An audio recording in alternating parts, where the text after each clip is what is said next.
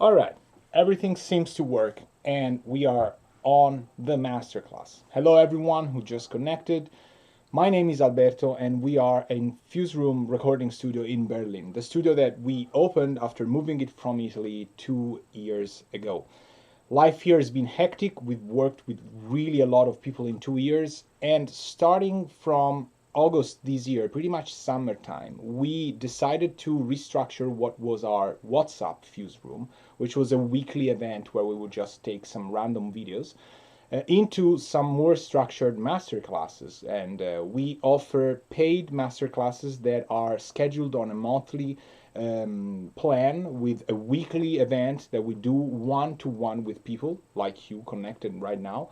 But we also want to host at least one a month masterclass where we're gonna talk about topics that are related to music production in general. My name is Alberto. I've been working with people from everywhere in the world and lately also some very big productions.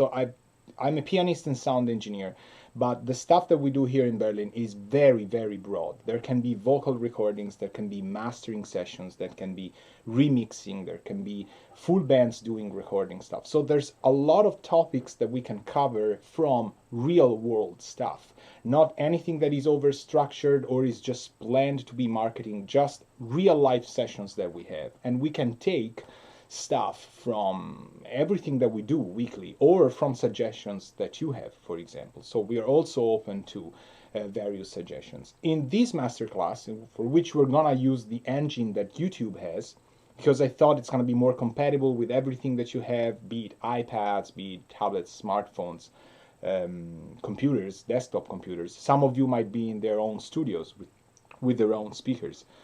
And in this masterclass, we're going to talk about mid-side.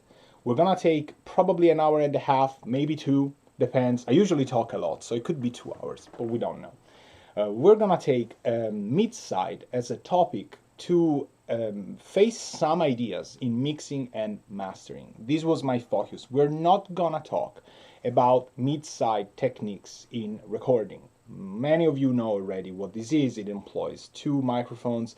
It's a recording technique, very nice, that allows you to blend the ambience of a room, of a recording, and the direct sound. We're not going to cover that in this masterclass. We're going to talk about mid-side in mixing and mastering.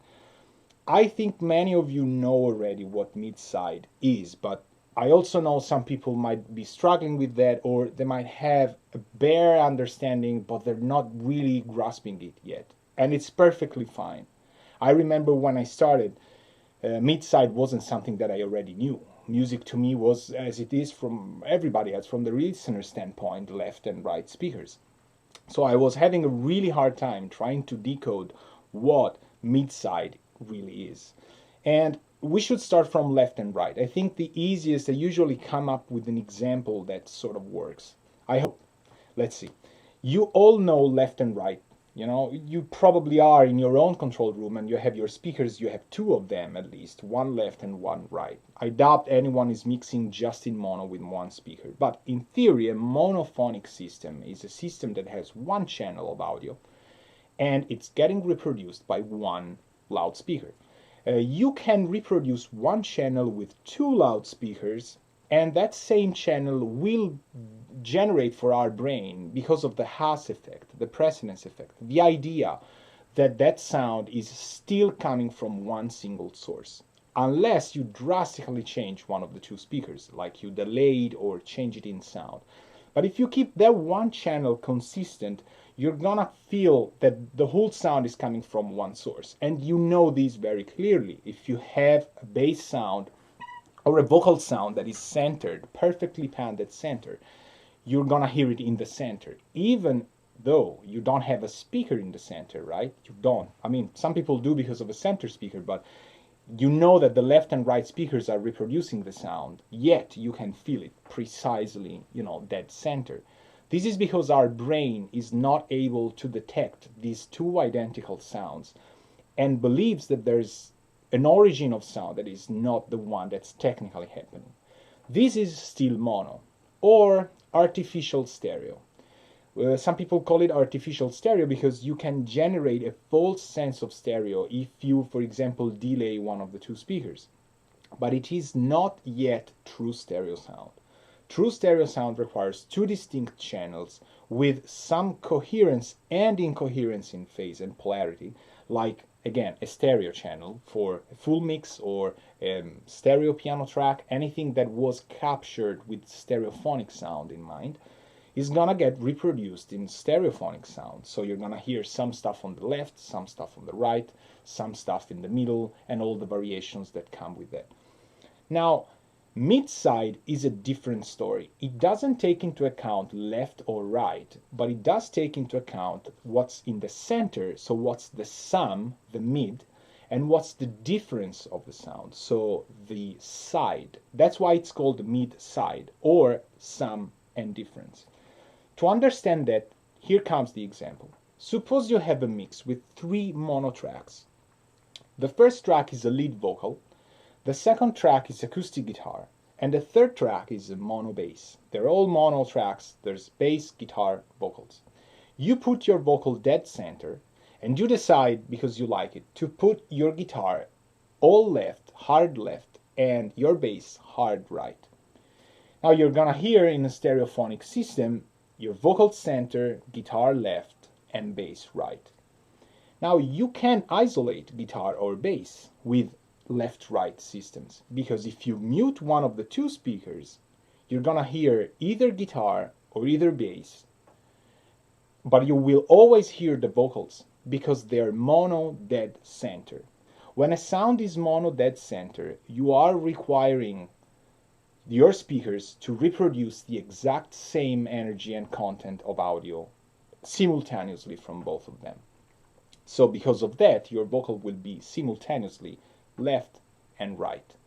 So there is no actual way to delete, to erase these, to mute these vocal from a final mix, but you can still mute the guitar or bass.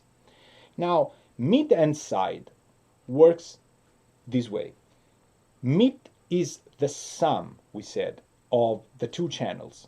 So since left contains guitars and vocals, and right contains bass and vocals, the sum of this will be guitar, bass, and 2 times vocals, right? The difference of this is achieved by not doing the sum, but the difference. So not left plus right, but left minus right. And here comes the fun. You flip the phase, you reverse the polarity. If you were at a proper music school, you would say you reverse the polarity of one of the two speakers, and you then sum them together. You are effectively doing left plus the reverse polarity of right, for example. So what happens is you're gonna get guitar, vocals coming from the left speaker, and you're blending it in with bass with reverse polarity and vocals with reverse polarity. Now it's evident that since vocals are getting summed with reverse polarity, you're gonna get a cancellation. And in a digital system, this can be bit perfect, so the vocal will go away. Boom. Instant magic. I could take a sip of tea right now, it's super fun, but I won't. I'll go ahead.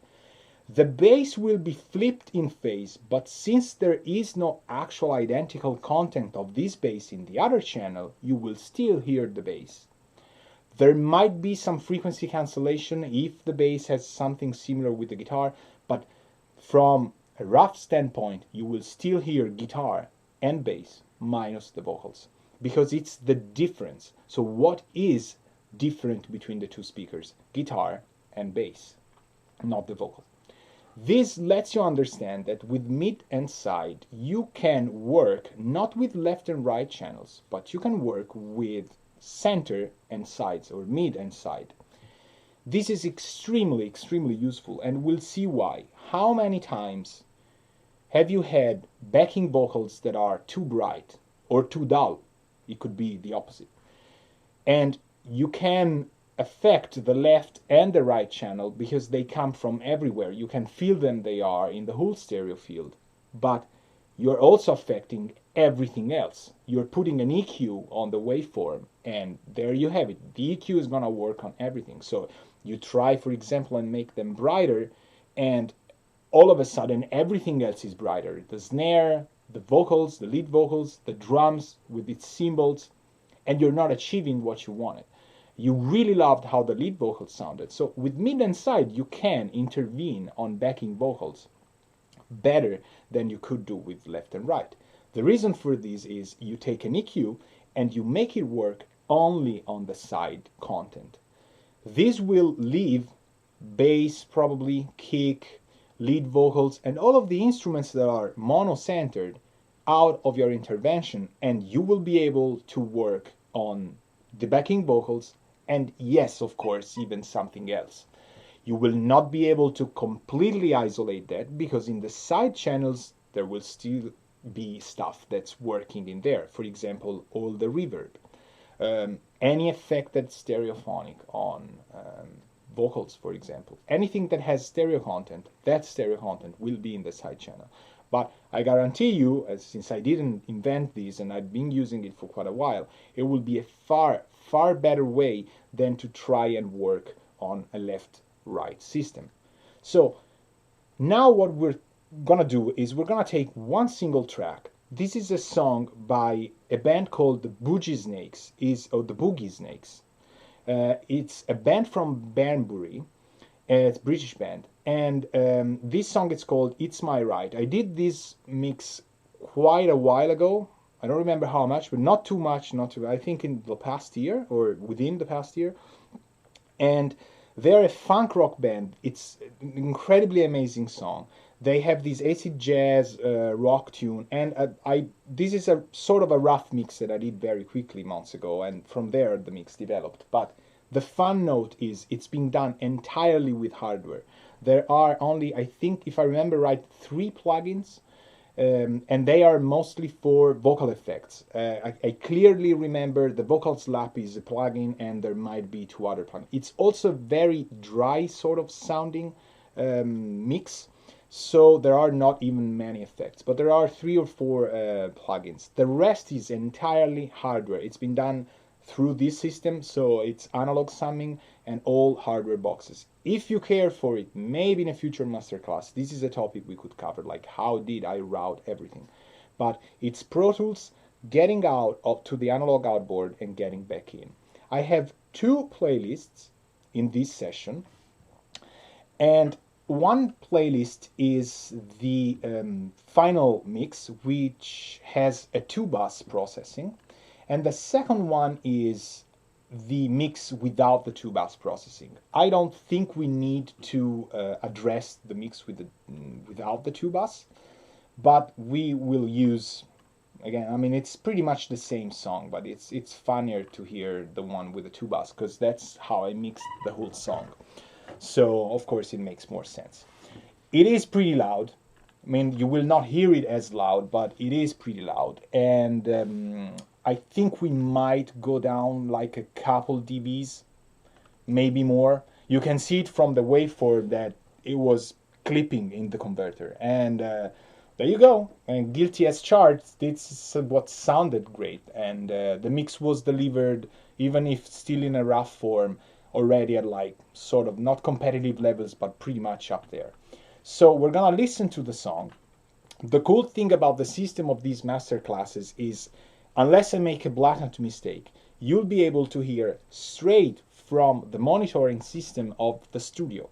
So I know there is an encoding. YouTube isn't bit perfect or lossless in any way. So when I will do some interventions on EQs and stuff, I will maybe accentuate, maybe make it a little more dramatic. But this is just to show you the principle that I am after, and I'll be able to explain what's going on anyway. So, but the monitoring system is exactly what you're having from this room. I will be able to mute the webcam that's recording right now the audio, and so you will have no bleeding, no nothing. You'll be straight ahead into the mix. So if you are in your own studio, despite the fact that YouTube has some compression factor, of course, this will still be a pretty good listening environment, unless I make a mistake. could make it. So let's listen to the song and from the start, because that's usually how you would listen to a song, and then we'll come back to our talk.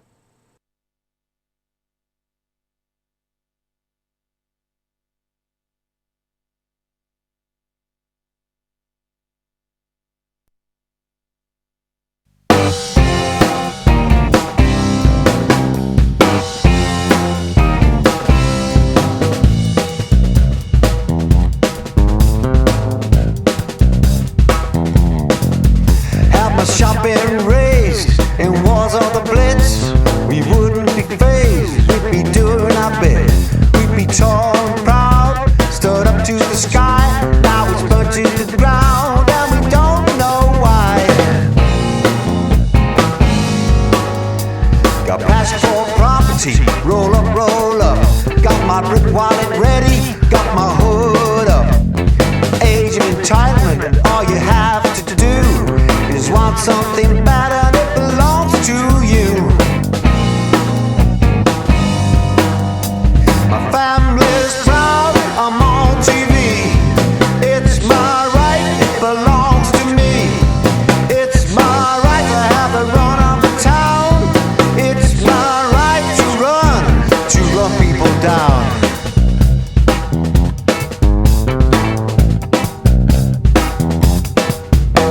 The government's fault, whatever they're called. We're showing the rich we can do what we want. No one support, nothing I want to eat, but I idolize fame on my HDTV. Parliament recall, come home affairs. Committee sit, war is declared. You're on TV in the market square. Expect to knock at the door or it not to be there. My family's proud, I'm on TV. It's my right, it belongs to me. It's my right to have the run of the town. It's my right to run people down.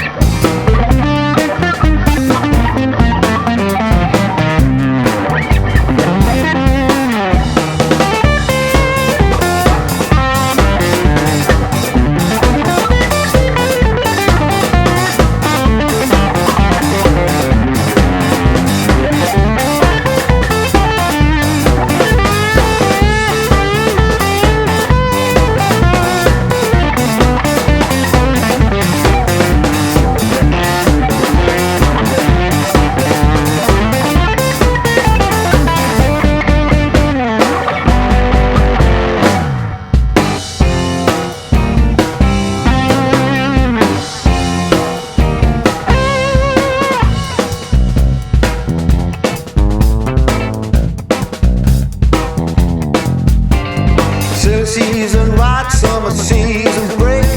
Do you know how much beating firefighters make? When all is done with the looted wine, go back and learn, have a course next time. My family's proud, I'm on TV. It's my right, it belongs to me. It's my right to have the run of the town.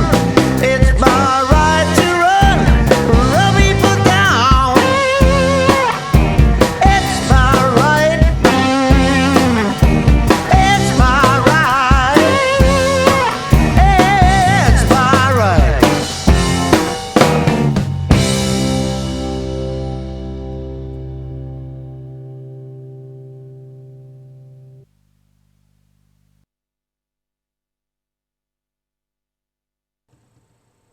All right, so far so good. Seems it worked.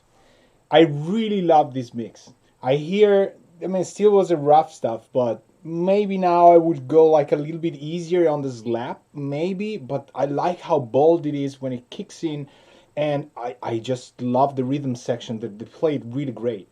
And the in the solo, I remember I reamped the guitar solo, and haven't, at the time of this mix, it wasn't really snipped in a way that you can still hear some of the noises from the amp and reamping. I remember we had one of the reamp boxes used somewhere else, so we just plugged, which usually shouldn't do, just plug the line straight, XLR to TRS into the amp.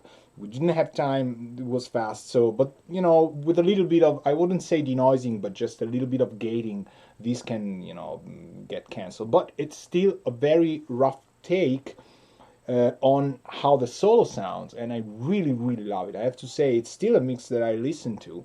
And I don't know if it's whether the analog played a role or anything, but it just plays. Imagine, I repeat, there is no plugins here except for the slap, and I don't even know what else, because I don't feel like the drums have much artificial reverb. Everything you hear is room mics and stuff. So, enough talking about the band, because they're great, and we could talk about the band all day long, and would be music would be better. But no, we have to talk about Midside.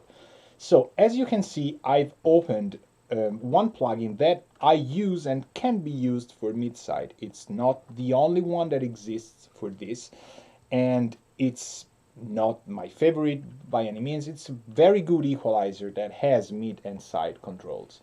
So now that I've shrunk down to this little box in which I am, you can see the plugin I'm talking about, and this is Equilibrium by DMG Audio. I don't remember the name of the two guys making it, but I know one or both came from Sonarxis, so maybe some of you know this plugin, and the Sonarxis plugins were really good, still are very good, I have them.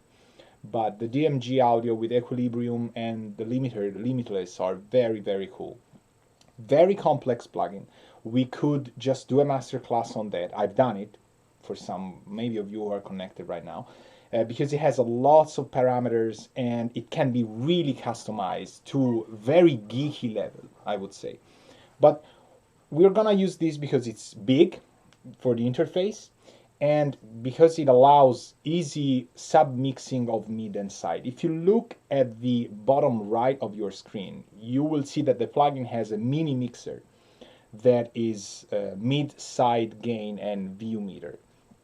This is, again, a mini mixer that allows you to mute, solo, or flip the phase on one of the two channels. I've already set it so that it works in mid-side. You can customize it. It's not necessary that you have it like that. I also changed some of the scales. For example, I like that the top of the interface reads plus or minus 6 dBs, because I usually use this in a final mix slash mastering situation, so 6 dBs is already a lot. I like that there are knobs that I can turn on. By the time I have the curve, I can also have an equivalent knob on the bottom of the interface. And I also rescaled the frequency ranges just for the scale.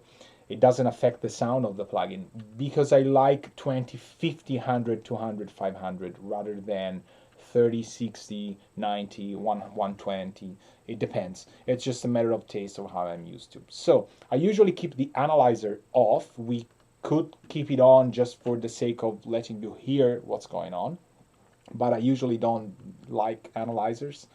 But this also has a built-in one, and it can get pretty complex. We won't get into how this guy does processing, because it can get really CPU intense, but really, really high quality. What we're gonna do is we're gonna create some bands depending on what I want to explain to you, and you have to keep an eye not only on the number of the band, but on the group. If you go here at the knob, you will see subtype, and the subtype is the color of the card, the type of intervention. This guy can do SSL 4000 sort of stuff, to API 550, to 32, which is, I think it's a Harrison EQ, to 250, which is a Sontec style card. It's really can get really complex. We'll just keep the DMG, which is its own cards, but the group parameter is what you have to take care of, because what you see here is stereo, but then I can switch this band to operate exclusively on mid or exclusively on side. What this thing does is that visually on the card we do not have much change in how the interface represents mid versus sides intervention. If you are familiar with Pro Q by FabFilter, you know that it will display a little M for mid and a little S for side. That is very convenient because it avoids you working on something thinking it's one of the two channels, and it's instead, of course, it's gonna be the other. Here, always refer to what group says so that you are absolutely sure this is the intervention for the channel that you want. So, without further ado, which is something everybody says in master classes, so I'm gonna say that as well, let's listen to one part of the song by random. I don't know, I just picked one part. I don't put markers, I haven't put markers so far, so we'll have to find a spot that we like. And we'll listen to either the mid or either the side channel. I can solo them in these little mixers, so it's gonna be fast and easy to understand what really mid and side is. You will hear me switch from stereo to mid to side to stereo again, meaning mid plus side, and then a couple times so that you can get an idea of how this thing sounds. Had my shopping raised in wars of the blitz. We wouldn't be phased, we'd be doing our bit.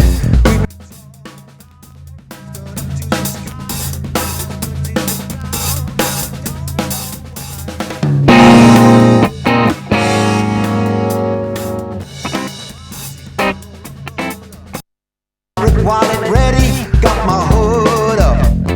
Age of entitlement, and all you have to do is want something better that belongs to you.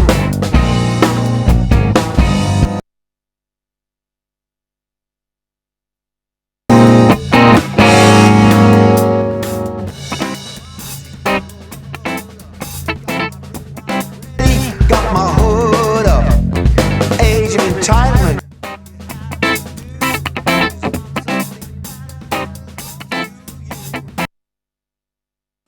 So what you can hear is when I go from stereo to mid, there isn't much change. And that tells us that the mid content is very strong in this song. And it is. There's very strong kick, interaction with the bass, vocals up front. When I switch to the side channel, we clearly hear guitars. And that's the reason for this is I think I mixed these sort of in LCR mode. So I didn't do mid pan. I can only choose center, left, and right. I remember clearly the tom tracks for this song are, I think there were 3 toms, 2 rack and 1 floor, and the floor is fully left, sorry, because it's stage perspective, fully left, the rack is fully right, and the lower rack is somewhere in the middle. Maybe there, yes, I did cheat. I use like a pan that's not fully 100% either one way or another. But everything is pretty much LCR. And I think this is also why I think I'm secretly in love with LCR mixing, because of how clear things get from left to center to right. There's not a lot of interaction between little elements. I like to not do LCR for stuff that is more pop, of course, but for this kind of indie funk rock stuff, it's a very aggressive way to propose the soundstage to the listener. Have you listened when I switch to side? There's no more vocals. There's just a little bit, which is the vocal slap that's not entirely mono, and there are guitars, little bit of cymbals, a little bit of turbulence in the lows, which is the room mics probably, or the bass amp or something that has a lot of bass. And that's pretty much it. We noticed also the side level against the mid are pretty much not, hi Lorenzo, they're not really balanced in a way. And in a way they are balanced. This is the mix that I wanted to do, but there is a very nice difference between mid and side. So this is one of the first things you can do with mid and side, which I'm gonna do right now. You can take the side and move it around with that slider without altering how its frequency works, just altering how much volume you want to work with. So it would be in a way like you would take the left channel and push it in volume, in gain, rather than the right one, which would of course offset your whole mix on one of the two sides. We're not doing that. We're doing mid versus side. So by raising the side content, I can make the sound, the mix, a little more stereophonic. Let's try. Got passport property, roll up, roll up. Got my brick wallet ready, got my hood up. Age of entitlement, and all you have to do is want something better and it belongs to you.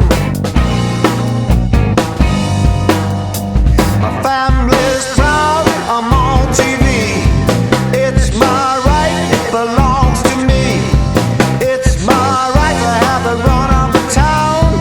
It's my right to run people down. It really does change with a couple dBs. This is the very first thing you should trade carefully on. Don't go crazy on that. If your listening environment is good, you will hear that we're getting into phase problems because that's not the way that the mix was intended to be. But you can cheat with a couple dBs plus or minus and you can still get very good results. For example, you might like it a little more stereo. I don't. I find that, well, of course, I mixed it, so it's not. It doesn't mean it's perfect, but it's the way I heard the song while mixing it. So it obviously, to me, 0 is natural. I like when the guitars do those altered chords and they go half step down and it suddenly opens up because it reminds me of every AC jazz tune that I really love from Medeski and Scofield, Medeski, Martin and Woods. All the masters of acid jazz funk stuff do that very raw, close, center to sides, and then they go back on bridges or in specific parts. That's why it's a little bit mono until it hits you with the stereophonic sound. But you could, trick with that and you can get sometimes mixes to sound a little more focused or a little more immersed in the sound stage. That's the first thing. We haven't even touched the EQ. So we're gonna keep it at 0, but what we're gonna do now is we're gonna start. I thought about what's gonna be the most organic way for you to understand how mid-side can work. And to make real world scenarios, I'll start from the very sub frequencies and I'll go up to the top. I'll show you each time what a specific range of frequencies is used for. So we'll take this song as a pretext to say, okay, sub frequencies. What can mid-side do in subharmonic frequencies? Then we'll move to low frequencies and I'll say, okay, what can I usually do if there's a need to do it on low mid frequencies? Then we'll go to medium frequencies, high mids, and then we'll go to the top high frequencies, like the air stuff. Then I'll show you some of the plugins that I like about mid-side. Maybe it's something that, some plugins you will know, some others you will not know. It all depends. And we can also talk about dynamics in mid-side, because this is equalization, which is usually one of the very nice ranges to work with in mid-side. But a lot of people do mid-side for dynamics. So they take a stereo sound, they encode it into mid-side, they feed 2 channels of a stereo compressor, of a dual mono compressor, one with the mid, one with the side. They set the compressors differently, the way they like it, and then they get back a compressed mid, compressed side, and the lingo is they decode it back into left to right. So the mid-side matrix, this is a term maybe you've seen a lot of times, like a mid-side matrix, an MS matrix. Some people say it for analog sometimes. Oh, this piece of gear has such a great mid-side matrix. It means that it has a very nice way to encode and decode stereo to mid-side and vice versa. Why would they say it's nice? They probably say it because in analog things aren't perfect. So not being perfect, the flows of the circuitry can create something wanted or unwanted, something that makes the sound better or worse. In digital, things are a little more, strict. So usually a mid-side encoder will sound exactly the same if it is correct to another one. So we'll do this. We'll start from the sub lows, and we'll see how mid-side can affect this track. We know the first thing that I noticed in this mix was the side content has a little bit too much subharmonics. How do I know it is a little bit too much? Well, if you take the fun time to listen to a lot of songs in mid-side, by being able to mute, you can just import it in Pro Tools, for example, and use Equilibrium and go solo on the two channels, importing the wave. You will understand a lot about records. Trust me. There's some stuff that you're not able to decode mentally until you really listen to mid-side. There's songs from the Rolling Stones that have an amazing piano sound, and I'm sure I won't say which, so you have to guess or find out. It has an amazing open wide piano sound. If you take the time to mono that mix, you will hear that the piano completely disappears. Why is that? Because the mixing engineer decided to take this mono piano track, duplicate it on two channels, and flip the phase on one of the two. So it sounds really wide, but then when you mono it, it just cancels itself.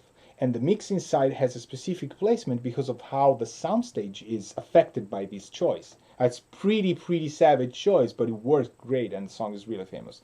You'll find out which song I'm talking about. But what I was saying, if you listen to a lot of songs in mid and side, you will understand a lot, and this helps if these songs are references of your mixes.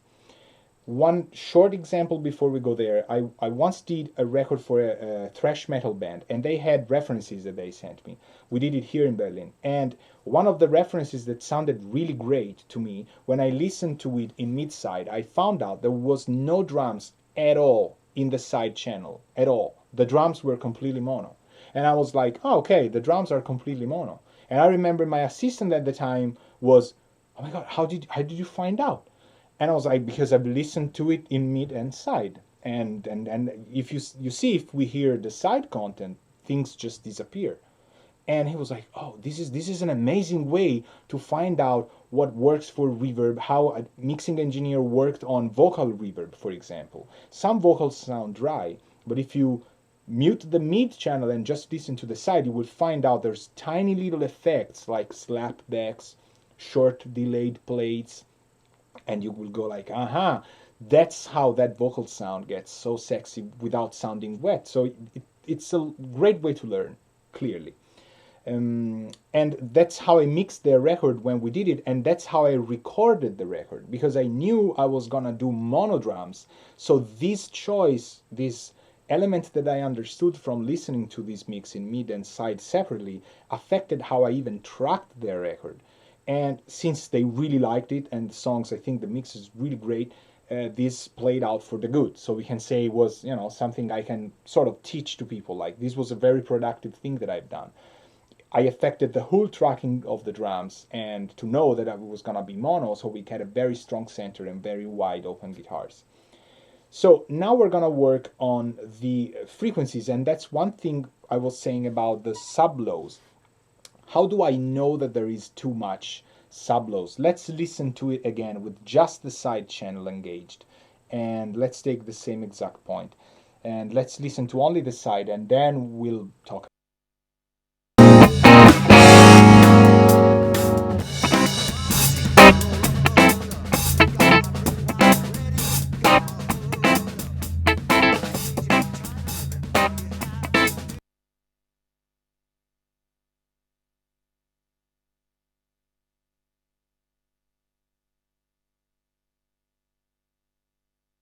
All right, here we are.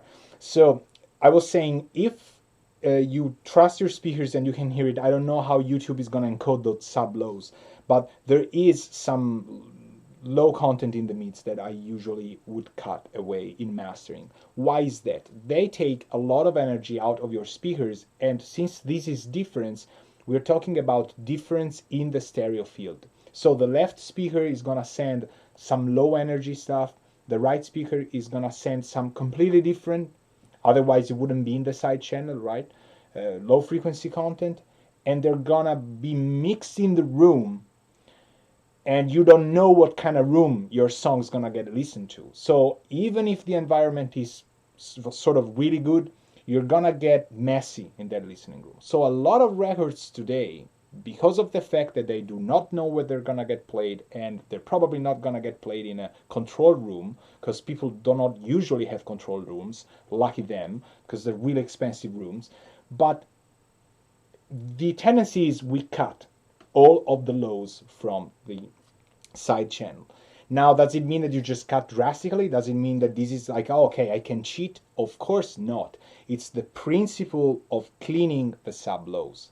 We can try and do it now by listening to just the side channel, but what happens is the mid content, the kick that we have, the bass, are not gonna get into a speaker with the request to also produce out of phase bass. Our phase will get consistent in the low registry, and this for electronic music, for EDM stuff, for example, and all of the stuff that you want to get really, really loud to, is a great way to start cleaning the stuff that you don't need in your mix. So let's take just the side channel, let's create a band, let's tell Equilibrium that we want a high shelf, we want a high pass filter, and we're gonna move it in frequency to find out what's the rate that we like. We can also change the resolution, the slope of this curve up to 48. We're gonna keep it at around 18 for now. Let's see how it sounds. We soloed the side channel, so now I switch to the computer audio and let's hear. I will probably pump up the volume a little bit so that you don't need to just crank your volume, because the side channel is lower. So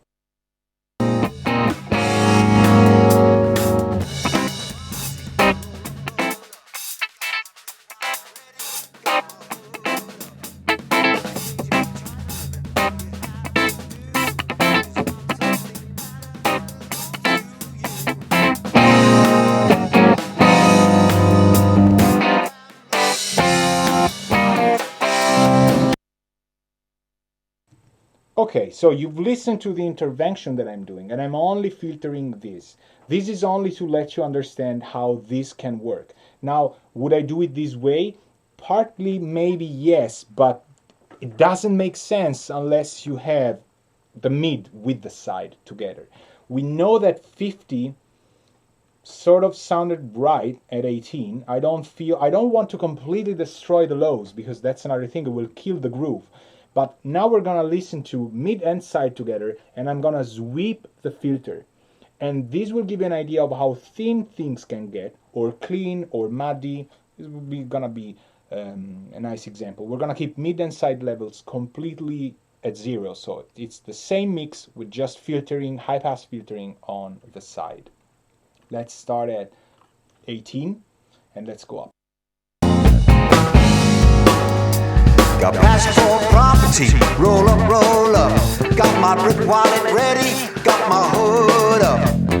Age of entitlement, all you have to do is want something better that belongs to you. My family's proud, I'm on TV. Alright, so you already hear the compromise. This is not straight EDM where you go, all right, I need to sacrifice stuff because we need to get very loud. This is, okay, it's getting cleaner, but the vocals sound thin, of course, because there's a lot of lows from the vocal sound, the way I mix. I remember the Pultec was on the vocals, and it had a lot of 60 or 100, so there is low content to make the vocal feel, woolly and into the mix. But we don't want to cut that, and we still have to compromise in a way. I would say, to play it safe, that something around 48, 50 hertz sort of worked. I'm clearly not wanting anything there, but I would still go probably on the main speakers, like the bigger speakers on the focals, and find a point at which I like this. Let's try and see if this works better for the mid, because the problem is again on the mid and on the side. Let's try now and see what this does with just the side. Will it cover up the vocals? Will the lows from the vocals be from the side or from the mid? This is what we talked about. Now we don't have to compromise. So let's see that.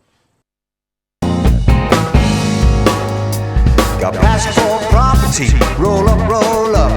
Got my brick wallet ready, got my hood up. Age of entitlement, and all you have to do is want something better that belongs to you. My family's proud, I'm on TV. All right, so as you noticed, if I go to the side channel and apply the high pass only to the side channel, now all of a sudden I don't have to do that stuff anymore. I don't have lows that get cut completely off the vocals. I can clean things, and now it's getting a little more 70 to 30. It's like 70% okay, I'm getting more from this sort of cut rather than what I'm losing. So the difference is already apparent without even having touched frequency bands. We've done these with the stereo and we realized, okay, well, it's getting cleaner, but there's a lot of stuff in the lows that we lose. Especially the very first thing while the vocals were singing was how the vocals just die out and they detach from the groove. Kick and bass kind of went consistently down, but the vocals were detaching from the mix. Here, even at 96.8 hertz, you can hear that we have a tighter, actually, rhythm section. And now we can hear, for example, the mid. We add another band, we make it HPF, and we go DMG again. We go all the way down here, and Equilibrium is gonna order stuff backwards. So now band number 2 comes first on the interface because it's actually more to the left. And we're gonna switch this guy to mid. We're gonna start from, again, 18. We're gonna listen to just the mid channel this time, and we're gonna try and see if there's something that we like more by high passing the mid channel as well. So we're doing two different things. One high pass for the side and one high pass for the mid. Let's see.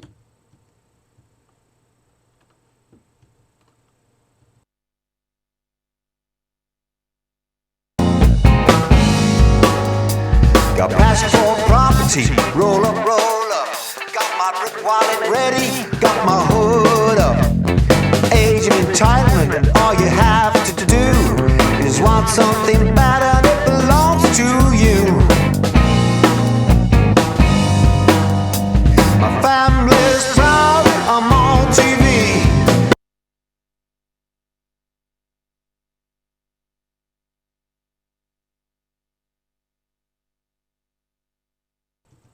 Okay, I switched to the big monitors to hear how the lows go, and yeah, I would say probably this mix doesn't really need a lot of those sub. I remember the Kick had a subharmonic microphone that was placed there that had a lot of bass, and in the rough I played it wildly and said I'm not gonna high pass this by itself. The reason was every time I would touch that, it would just go out of phase with the other kick microphones, and there were, I think, 2 plus this sub, and something was always getting lost. So I said, okay, there's not enough things, elements, not many elements that go in the very far lows, so I'm gonna deal with these after the mix is done. Again, it depends on choices. Sometimes you want to do that, sometimes you don't want to do that, but in this case I can hear that things become tighter and less floppy if we go around 50 and 100, I would say. So we're not gonna keep these settings, we're just gonna do scenarios. So this is something that you can do in mid and side with just filtering. Now, if your plugin is linear phase, then you're gonna have a linear phase. If your plugin is not linear phase, then this is also gonna play into account. It doesn't mean it's gonna sound bad. It's just gonna sound different because you're altering the phase of mid and side independently on two different frequencies. So your phase will change a little bit, the phase relationship. But it could be a good way. It could sound good. It doesn't mean that non-linear phase or minimal phase, as it's called, is bad, but just something that you need to take into account. I think the way I've said it now is not linear phase. I like equilibrium when it's on minimum analog or analog modes, which is something you can go and look in the manual of this plugin. But you can set it for linear phase, and it works anyway, of course. So now we're gonna go to a different, what I will do, I will go to a different preset, which is B, which is completely blank. I'll save, just, by attitude, muscle memory, and we're gonna try and see what mid and side could do to the low mid frequencies this time. Let's try and see something around kick and bass relationship.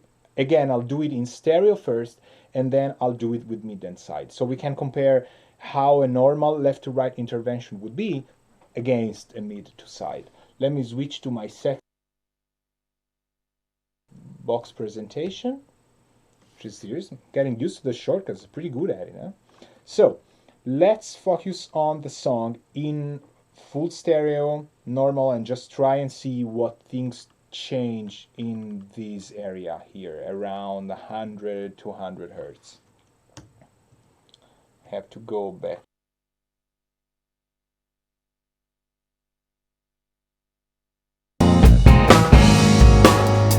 Got passport property, roll up, roll up. Got my brick wallet ready, got my hood up. Age of entitlement, all you have to do is want something better and it belongs to you. My family's proud, I'm on TV. It's my right, it belongs to me. It's my right to have a...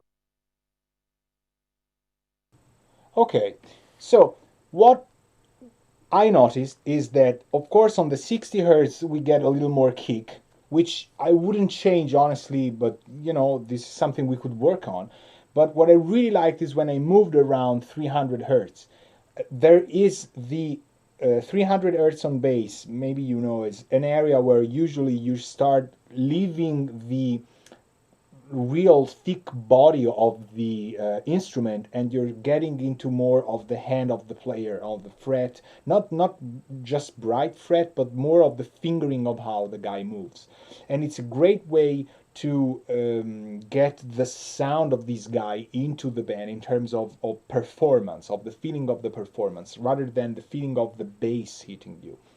So what happens though, if I do it with the stereo content, is that the vocals change. Things get a little more cloudy. The snare does change a lot. It becomes a lot more cartoony, nosy in a way, and we don't want that. So the problem is also going to be the bass is on the same area as the snare, and it also is in the mid as the snare is. So maybe this will be a compromise that mid and side cannot solve, because in the mid channel there's still gonna be bass and there's still gonna be snare, but maybe we can beef up around, maybe not 300, but around like a little lower when the snare has somebody. So we're gonna try and do this independently. Let's try and see what I can maybe boost in the mids in this area, and then let's try and see what I can cut in the sides. I'll do this first solo with the mid, working on the mid, then we'll hear how it is, then I'll do an intervention only on the side, and then we'll mix them up together. Again, this is for explanation's sake. I don't think I would do it in real life like this. I would probably do it while both of these things are playing together, because in the end the mix is gonna be mid and side. It's not gonna be either of the two. So I like to work in the context of the whole mix. But for the explanation of these things, I think it's gonna be better if we just do one, hear just how the mid works, then move to the side and hear how it works, and then combine them together. Maybe it will work in combination from two different isolated things. Maybe it will, we don't know. So let's switch to...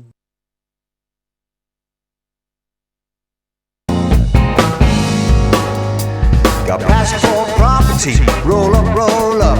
Got my brick wallet ready, got my hood up.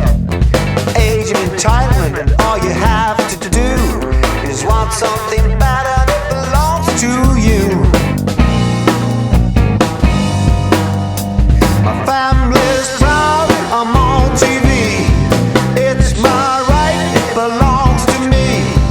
It's my right to have the run of the town. It's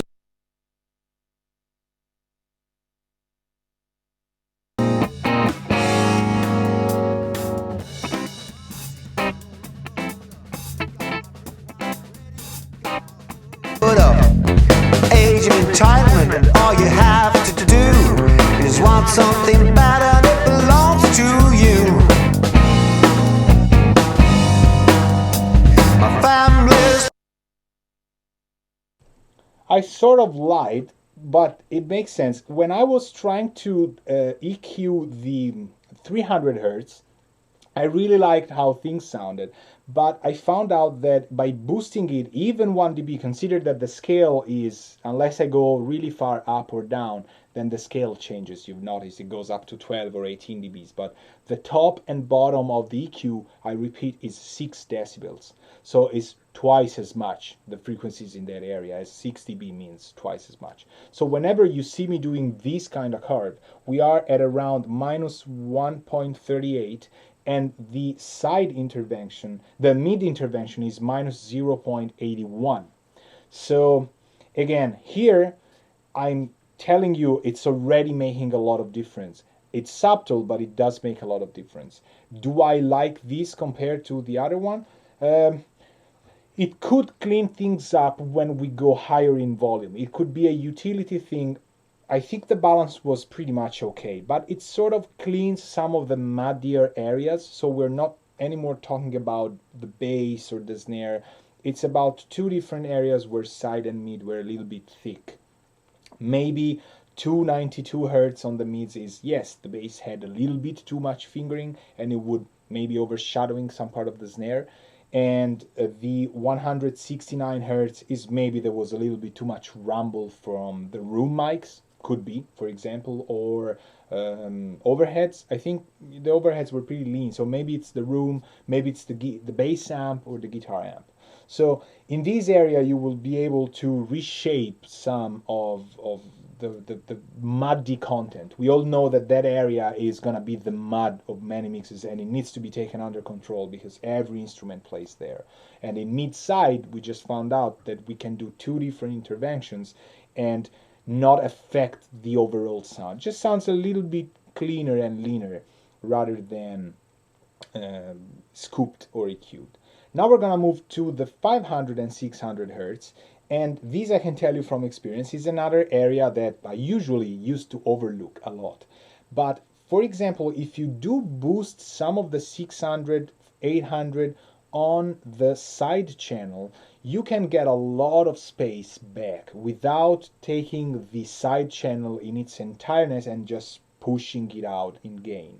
It's a subtle way to make things, I'll let you hear it now, a little bit more involving the listener without making the stereo field super obvious or without making the instruments in the stereo field more obvious. So that area has, in this case, a little bit of guitar, a little bit of the vocal effects, and by pushing a little bit of 600, let's say around 600, I could get a woolier, more involving sound effect. So again, let's go to C.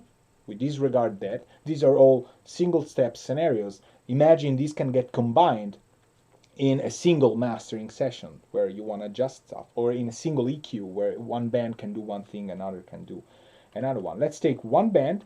Let's go to side. So now it's intervening only on the side. I'm gonna let you hear what it does on the side channel very quickly, and then I'll come back and we'll do the other stuff.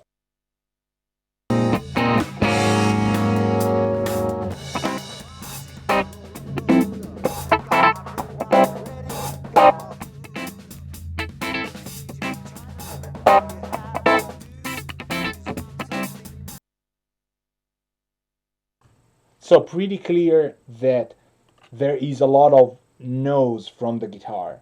Now in theory you wouldn't want much of that, but let's see if it can help the stereo field while listening to both of them and make things a little more, interesting. Got passport property, roll up, roll up. Got my brick wallet ready, got my hood up. Age of entitlement, and all you have to do is want something better and it belongs to you. My family's proud, I'm on TV. It's my right, it belongs to me. It's my right to have the run of the town. It's my right to run people down.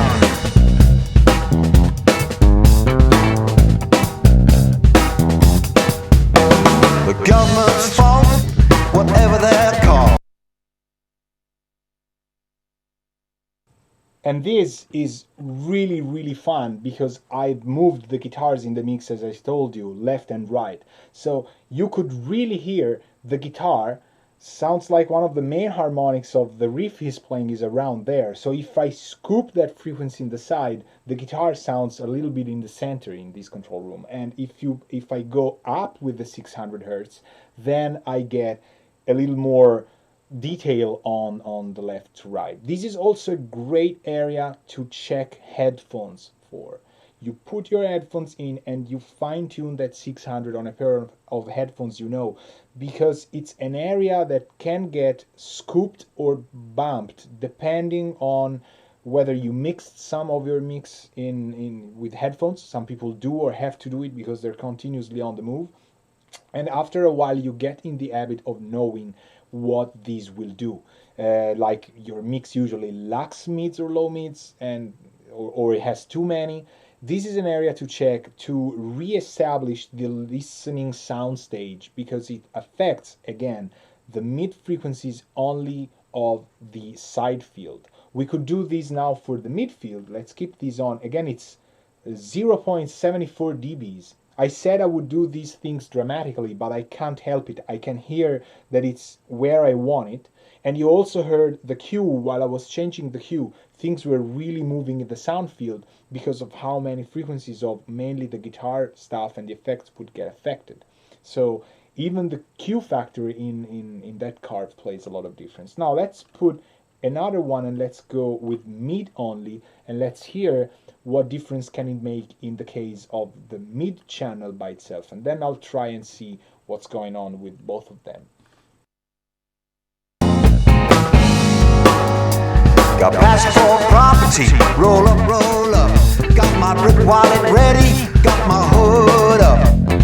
Age of entitlement, and all you have to do is want something better and it belongs to you. Nice. So, have you heard? Clearly you've heard it, because I think maybe I went a little bit overboard, but it's super fun. There is tape echo on the vocals. That effect that you hear in countless records from Lennon on is tape delay, tape echo. Now, it has a way of building up mid frequencies, and the vocals are in the mid channel. So, see, I've almost done something that counter aligns. We're boosting some of the side, but we're going down with the side of the mid, with that part of frequency range in the mid channel. Let's see what makes everything work step by step. Let's listen to it how it was, then let's try and hear it with the side in, and then let's put this thing I've done on the mid channel, and then let's bypass everything together. Will it sound better? I don't know. I've done it in isolation. We don't know. Let's try. Got passport property, roll up, roll up. Got my brick wallet ready, got my hood up. Age of entitlement, and all you have to do is want something better and it belongs to you. My family's proud, I'm on TV. It's my right, it belongs to me. It's my right to have the run of the town. It's my right to run people down. Interesting.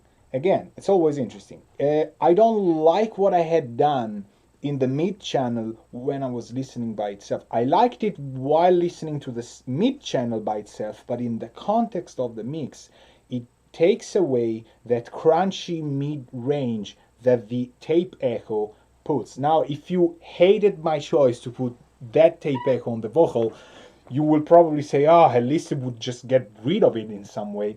But since I love it so much, and I think it's appropriate, I like it, of course. I mixed it, so it's my own taste here at stake.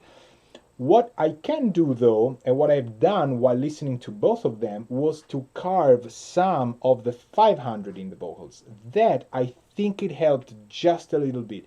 Getting close to the compromise where I don't want things to sound thinner, because I like the vocals to be that strong and affected and there and crunchy and midi in a good way. But this could help a little bit. It also gets a little bit of the snare honkiness, I think, away, or some of maybe the room mics maybe have that. Or we're doing that on the mid channel, so sometimes guitars have a lot of 500 hertz that you don't need. But in this case, guitars are all around there, so maybe it's the bass amp, could be. I don't know, because we have the full mix there. So these I like. We're talking about minus 38 dBs. And I mean, probably you might say, okay, this is impossible to hear. If we do A and B, I don't know, would I hear it? We're close to half a dB, so I would say yes, I would hear it. Especially because it's changing the relationship in that medium frequencies where our ear is really trained to hear stuff. But it's subtle, it's minus 0.4 and plus 0.75. These are the two interventions. Side note, you see how much these curves look like. They really look like I'm doing a lot. Then you go read the numbers and you go like, that's not even half a dB. This is good. This is good for mixing and mastering. This is a good way to not think that the interface is meaning, oh, you're not doing enough. This is a better way. If I could, and you could on this plugin, I would even carve away all the visual curves. I would just take it out and just work on the knobs so that I can really focus on my hearing. But, curves are convenient. The shapes that you can drag, I like EQs that way. It's an advantage of having digital stuff. So I usually also have to go around and drag and drop stuff. So I don't want to say that it's going to be bad, but you can get influenced a lot based on your visual representation. So having 6 dB stops just gives you the idea of being working so much, and in reality you're not doing much, but you could hear it. So moving on through the range of 1K to 3K, 5K. There's again a lot of stuff. There could be kicks, there could be, I think the one frequency range that I would like to point out the most is around 3 to 3.5. I am making rough estimations. You can't say, oh, 3.5 is always bad. You can't say it. It depends on the mix, on the song, on the miking, on everything. But it's true, it's usually a resonant frequency range in most active speakers, or you're close to some crossovers. I find from 2.8 to 370, there's always something that you can listen to, especially at high volume.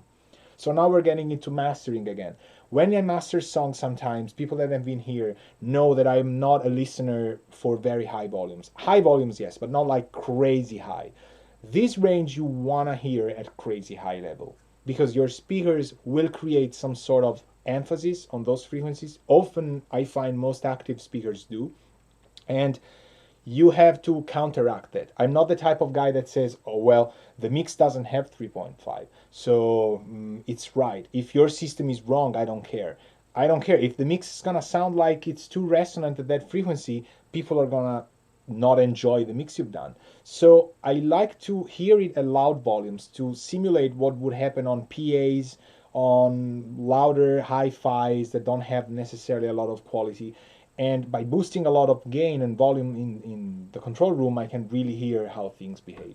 So let's hear what's going on in the mid and in the side, and let's try and find out something up around 5K. Then we'll do 5K and 10K and up.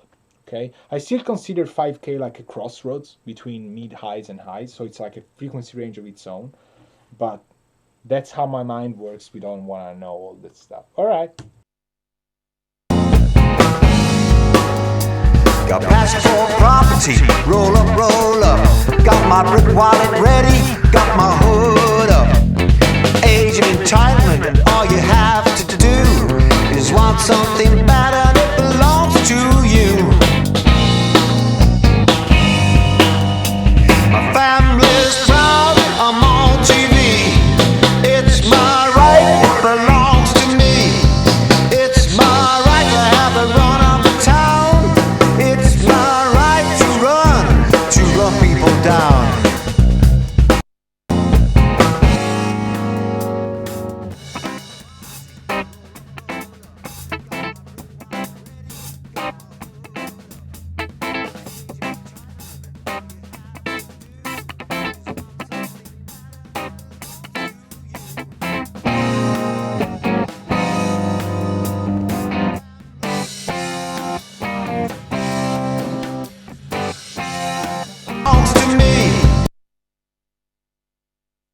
So, interesting.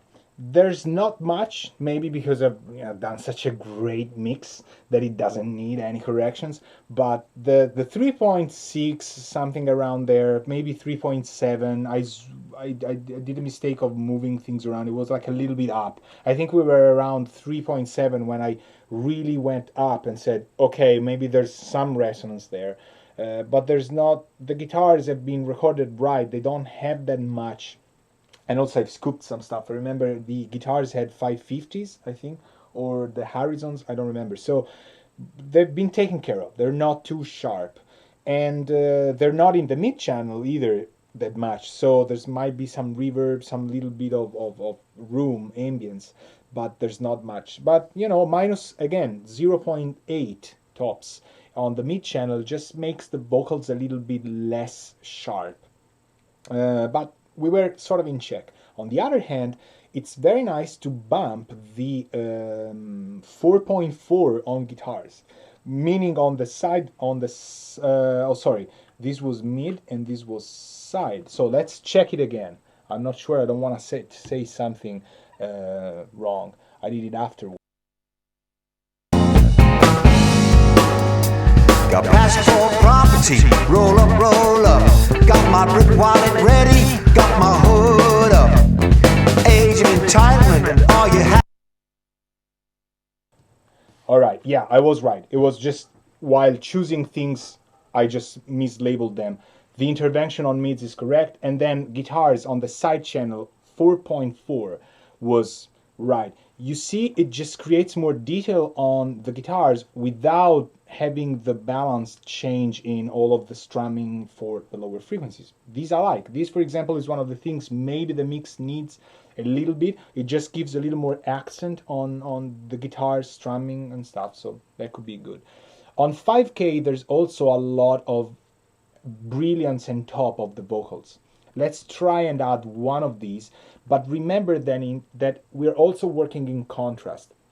This means that if you are carving 3.7, you don't necessarily need to go to 5 and say, okay, well, Alberto said that I have also to work on 5, so I'll do it. You might generate the perception of the 5K by cutting 3.7. So you don't need to work on all of these areas I've said. You should get, confidence to work on what you hear needs to be addressed, not like top to bottom. But this is just so you can feel what mid-side can do for mastering, mixing, or even single tracks. Of course that would work. So let's try and see if we can get some brilliance of the vocals, like some top and from just the mid-side, the mid channel, and let's get back and try then the air stuff.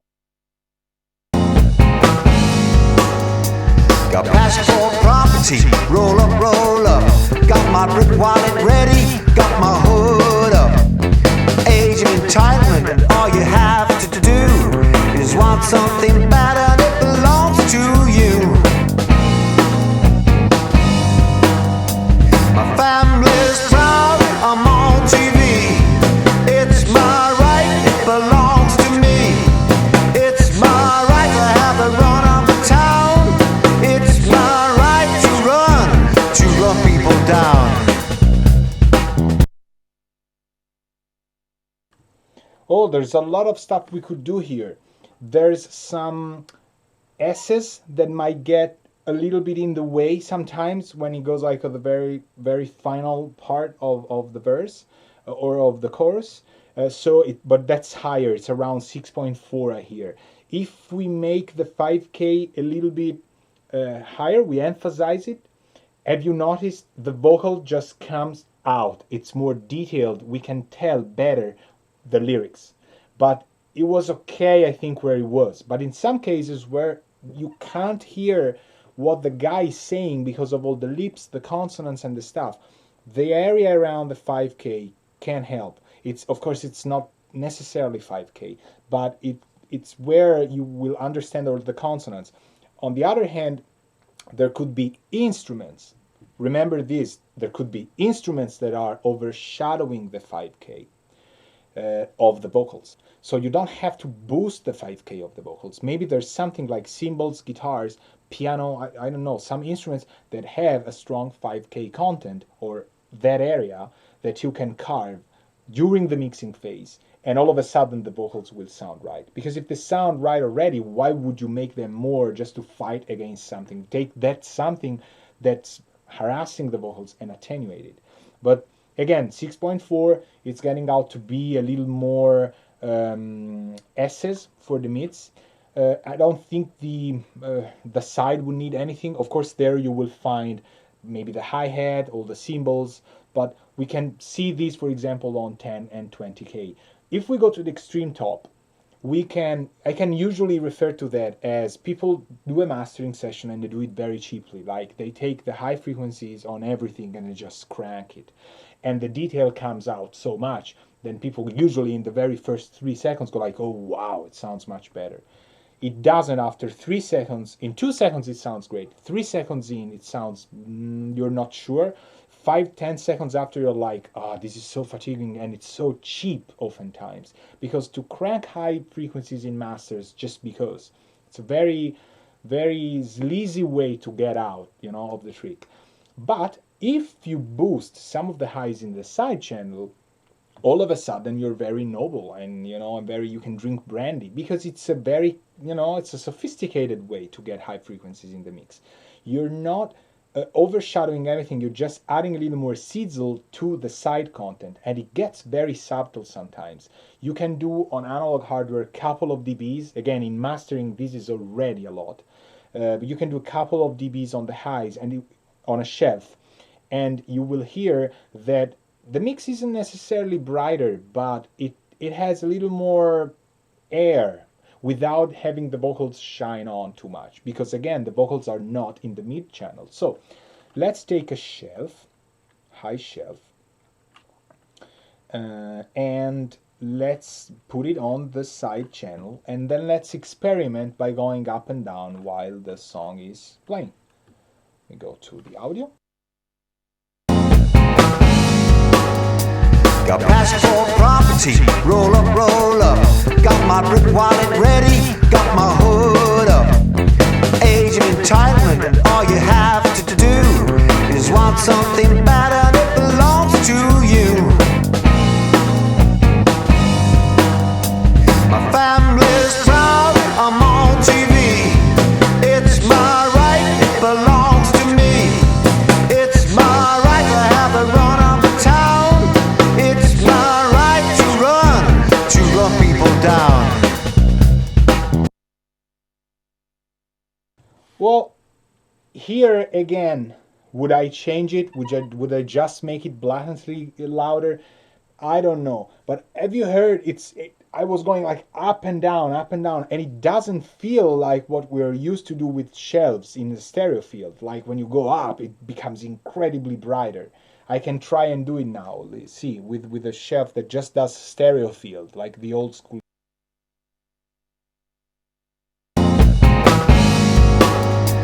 Got passport property, roll up, roll up. Got my brick wallet ready, got my hood up. Age of entitlement, and all you have to do is That's exactly what I was referring to. Everything becomes brighter, everything becomes darker. With the mid side, you can get some more detail. Again, it brings up some hi-hat, so I was trying to counteract that thing around 7K, 8, something, I don't remember, just to get the hi-hat a little bit into place and then get a lot out of the 10 to 20k. But this is the very last section, and it's a very nice thing to get some sizzle or some presence in the mid channel. Sometimes I do slightly enhance the highs in the mid channel rather than on the highs. Personally, I have to tell you, I know I have a tendency to not like bright stuff.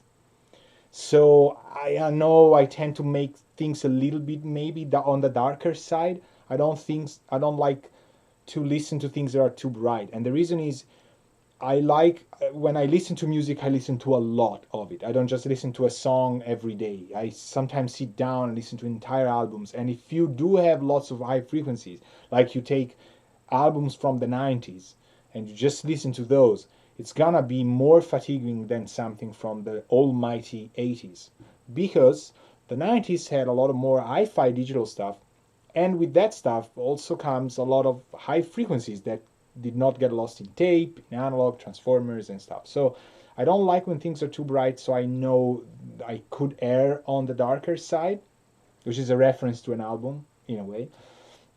But this is pretty much it. I think it's still a much, much better way than to just take the highs and go boom and make them incredibly louder. It's a more classy way, more refined balance, and it doesn't mess with the highs of the vocals, which usually you spend so much time on. Or if you're mastering somebody else's mix with vocals, he has or she has spent a lot of time on. Because we know for pop vocals, most vocals need to be really, not really bright, but they have to have that brightness and air. And if you go just slightly over that, it's too much. But maybe the mix is not bright enough, and the side channel can save you in a way. So I think this is pretty much it for the whole frequency ranges of mid-side. I've made it 80%, and we're just gonna cover some dynamics on it. But why did I focus so much on EQ? Well, the reason is EQ is used a lot, at least by me, and I am the guy sitting here, so why would I do something I don't usually do? Mid-side to me means a lot of EQ rather than dynamics.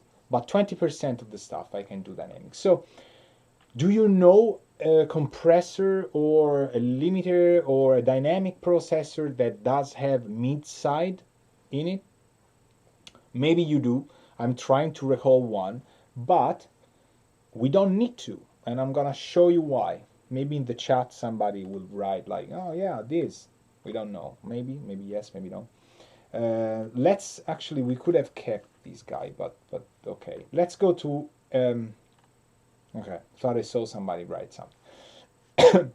Let's go to a compressor that is just a typical stereo compressor. And I have to take something that I would like to say like everybody knows, but it has to have controls that I can change. So we'll take, I want to start with something simple. Let's take the Fatso. Oh, almighty Fatso. It starts with the, okay, yeah, it starts with factory default. This guy is not mid-side. In hardware, this guy is not mid-side either. But we can make it mid-side by employing a plugin that many of you maybe know or have but haven't always used. It's made by Waves and it's called MS Matrix. It's a very cryptic plugin. Let's change an area of the song just because, you know, we've listened to that part for a very long time. And so it is in Soundfield and it's called S1 MS Matrix. And this is the interface of this guy, which is like, it has no controls whatsoever. Why is that? This plugin listens to what you're feeding it with and transforms it to the equivalent from stereo to mid-side. So if you feed it with stereo, it will turn the audio after this plug in mid-side. If you put it with mid-side, with the mid-side track, it will decode it into stereo again. So between stereo, left, right, and mid-side, this plug will always make one into another after it's placed. So the next insert is gonna work in mid side. It's very useful because you can put two and it works. But if I switch only one of the two, then everything gets terrible because you have mid on the left and side on the right. And if it happens that you send a mix to a client like that, then send me an email and let me know what happened to you, your car, your pet, whatever. Maybe he likes it though. You never ever know. But you see, when I had two on, so to simulate how this is placed, it's this way.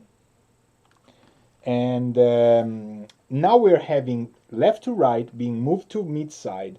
Then it goes into the fatso. The fatso is no longer doing left and right, but the channel on the left, input 1 and output 1, are gonna be our mid content, and the input 2 and output 2 are gonna be the side content. So if I remove the link out of the fatso, I can compress independently the mid and the side. So let's put it into, I say bus, and let's, for both, doesn't mean you have to, but, and let's just try and compress one side, compress only the mid or only the side, by itself. Now, the problem is, how can we listen to only one thing that we're doing? Well, you can put the output volume to 0 on one of the two channels, and you will no longer hear that part of the audio content. So 0 on 2, I'm only gonna hear the mids, and 0 on 1, I'm only gonna hear the sides. So let's take the mid for now. Let me go to your audio and let you hear what I'm gonna do and compress only the mid channel for now. It's my right, it belongs to me. It's my right to have a run of the town. It's my right to run people down.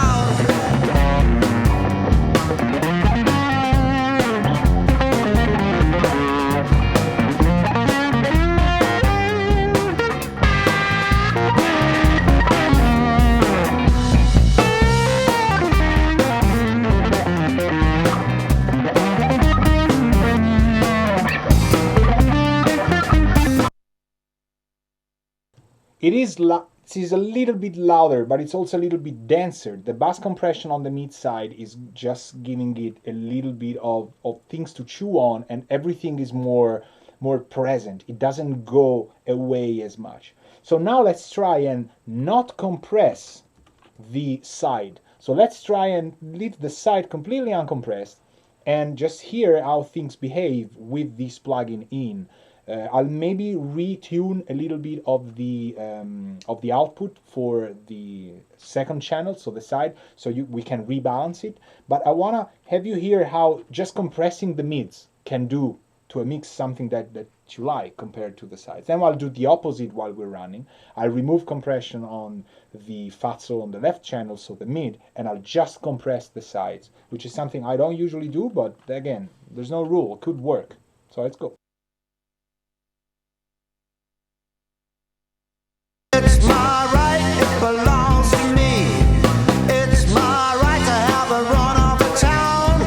It's my right to run people down.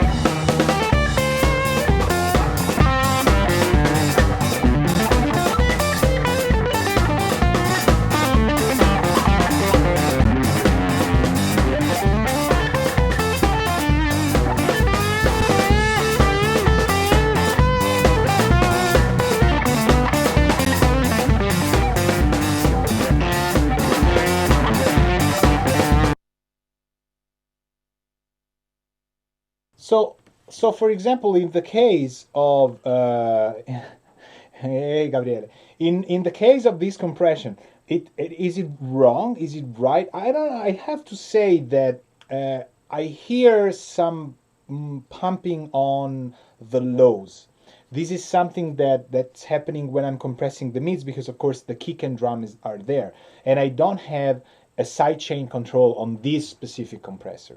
So the problem is that the Fatso is compressing the whole mid channel, the kick and bass are there, and I like what I hear in the mids, but I don't like what's pumping out in the lows. I remember this I did with only an API 2500 on the mix bus, and I like how the kick and the bass interact the way it is. There's just a little bit of movement. I wouldn't call it pumping, but of course, if we emphasize it even more, then it will become a little bit too much. So this is an idea. Now let's try and do completely the opposite. We'll try and set the mid uncompressed and the side compressed.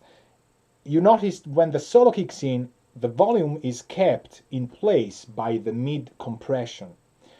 So this could be a very interesting way to tame the soloist in the mix, from the mix down, on a mastering situation. Like, oh, I have this song, it's amazing, but the solo is too loud.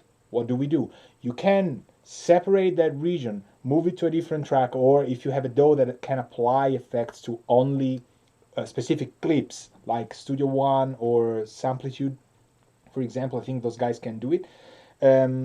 You cut it and you work only in the solo part so that the mid channel gets a little bit of compression, and that puts the soloist into place, and the rest keeps on, and people will never know, and you will never get an award for that, but you will know, and it will sound better because the solo is now in the mix more.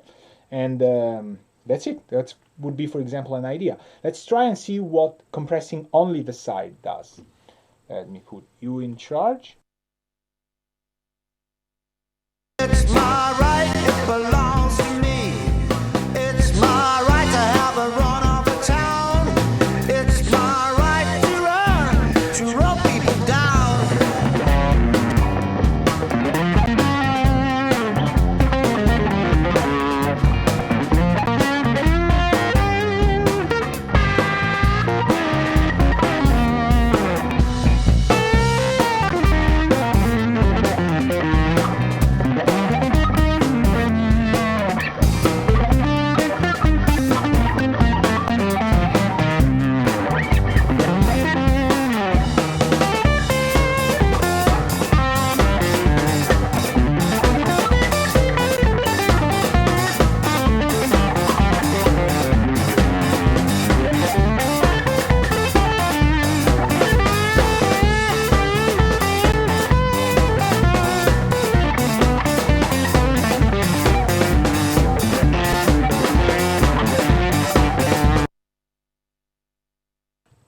Well, that was a big surprise. What happened? If I had to explain it fast, I would say we brought the sound of the record from an acid jazz funk stuff to a fusion power band project kind of sound. What do I mean by that? This is gonna be really hard to elaborate. If you take the heritage of, to me, the acid jazz records, there is a specific soundstage idea of everybody being together and stuff. Now, the side content is made of the rooms most of the time, of the real reverb of the stuff that is there, and the decay is left pretty natural. There's a tendency to have these guys sound like a jam band, glorified sound stage.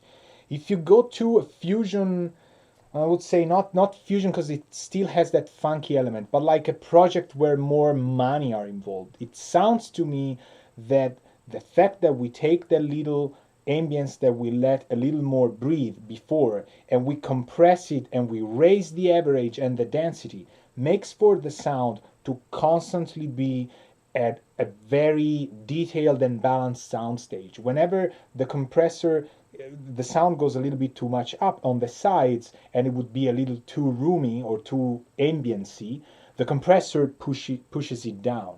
So, and whenever it goes down and you would lose it and feel too centered, the record stays at a specific level of mid versus side. To me, this sounds like a completely different, but yet very, very good sound. To celebrate the fact that you're like, oh, I want to show that I can do stuff and this record sounds better, the second version that we did with the Fatso with compression on the side is really giving it still an analog vibe, but it's making the side content never disappear completely and never have it sound too mono in a way.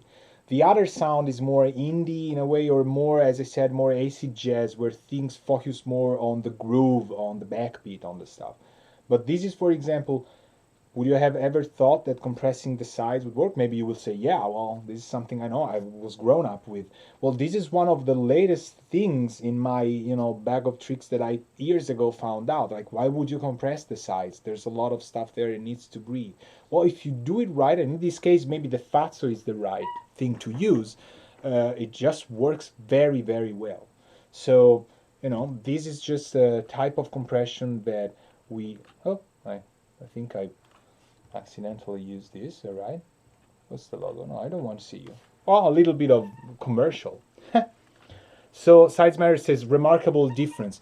Exactly, and I have to tell you, I haven't tried this. If guys like Gabriele or Lorenzo, they know me, I'm too lazy to just prepare a script and make something look like, oh, I knew that. I knew I wanted to show you this, and it could have worked. If it didn't work, you still knew it was something viable that you could do. But in this case, I think it's not just how I dialed in, it's just the Fatso works for this kind of stuff. And it's true. The real one I used, I think on vocals, one channel, and I don't remember, but I remember I used it. Or maybe on the drum bass, I used it to raise the density. It's like a parallel compressor, I think. I'm not sure. But it was employed, and it's a piece of gear that I would say, it just loves this kind of music. So in this case, we got lucky, and it really sounds on a more classy, like, okay, the guys had to pay more, the studio, because probably this was like a better sound. And again, compression is still 20% of what I would do in mid-side. If you don't have your client with you and you do something like this, it doesn't matter how great you think it sounds, he might find it completely overwhelming his initial idea. I told you, it's two different sounds. There's no, from a technical standpoint, I like it compressed because it just sounds like, oh, I want to show you how nice every element can, work. But honestly, the other sound could very well be what you engineered with the client, with the band, with the producer or whoever. So you could do two versions. You could go like, here, I tried this, you like it. It could be a breaking revelation. It could be that the label loves it more than the producer. This is more of a label sound, I would say, rather than a band sound or producer sound. But who knows? It's just, you can't say if you don't try it. The latest thing that I would like to show you is dynamics. I think we covered. You can think about using, for example, multi-band compressors. Why not? If you like, but you might think like, how can I use something like C4 by Waves in mid-side, because this guy does not do left and right channel. Well, if you use multi-mono in Pro Tools, you can set this guy and unlink the left and right channels, and you can tell him to do something with the mids and not do something with the side. So let's try. Nothing will ever beat the amazingness of the Fatso because we just got too lucky on that. But let's see what happens if I tweak the mid with the L. It's gonna be small to read, but when you see L, this is gonna be the mid, and when I go to right, this is gonna be the side. Let's see if I can get something out of it that we like.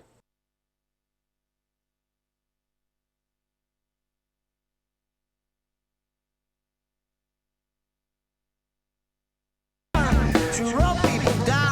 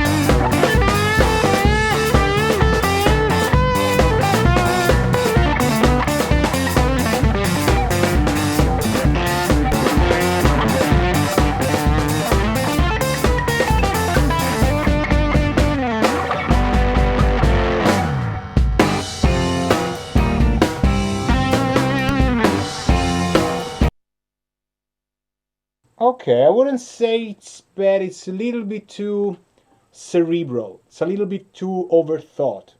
I like the Fazzo better. We only had to go boop, done. It's usually very nice when it happens, rather than all little details and stuff. But this can really be more complex. What if you use a C6? Or what if you don't have multimono like Pro Tools? Well, you duplicate this track, you make one entirely mid, you make the other one entirely side, you open two C4s on the two tracks, and then you bass them together, and then you reobtain mid side to left right. So that would work, for example. And this is another example of a compressor that is not mid-side, but that can get easily into mid-side. So what about plugins? The last chapter. What about plugins that I like in mid-side that maybe you don't know? Well, one was the S1MS Matrix, very hard to pronounce. Another plugin that not many people know is Center. Center is a take on mid and sides with, it sounds a little bit different than a matrix because it has low, high, and punch. And we can make things more, I usually use these on single tracks, but it's a cool plugin to know because you can redefine how much center and how much sides you want to a track or a mix without calling in a lot of parameters and stuff. So let's try just and see what it does.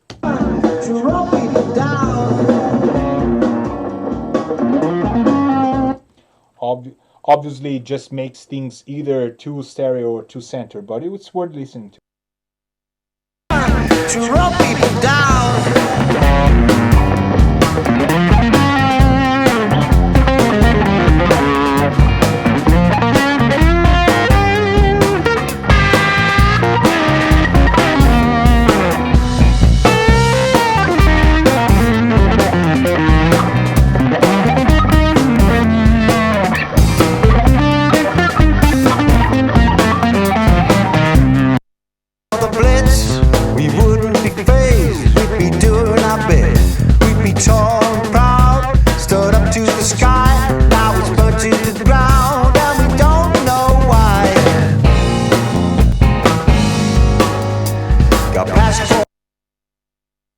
Okay, I never use it on full tracks, but I do sort of like what it does to the stereo field. It sort of like rebalances, not like the Fazzo, but when the two guitars kick in, bam, bam, bam, that is too wide and weird to me.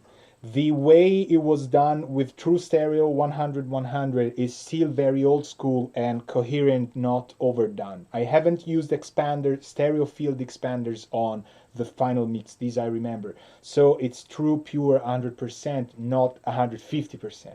And this gets a little bit off, but it's a very, very nice plug. I'll tell you one case where I would use it a lot. If you have a piano track and this piano track is overshadowing the whole mix, and you've mixed the song by doing drums, then bass, then guitars, then you put in vocals, and then you say, all right, well, there's keyboards. All right, yeah, there's keyboards. Those damn keyboards, let's mix them. You put the piano in, nothing works because you haven't created enough space for that piano guy. It happens. And you can't revolutionize the mix because it works. It works until you put the piano. Maybe the piano has too much center and it's overshadowing vocals, snare, bass, and stuff. So you put this guy, this center, on the piano and you just reduce the left fader. Oftentimes you will hear the piano will just blend in much better, and then you can EQ and then you can do other stuff, you know. That works on piano tracks, on stereo stuff that needs to be in a bunch of mono high hitting people. This plugin is great. It could work on guitar basses to rebalance how fields go. So that's very nice. Then what could we have? There's one, to go back to the years of vintage. This I hope you don't know. I hope. I don't even know if it is being sold. I think yes. And I remember it wasn't cheap at all. I hope it is not cheap now because it would have wasted a lot of money.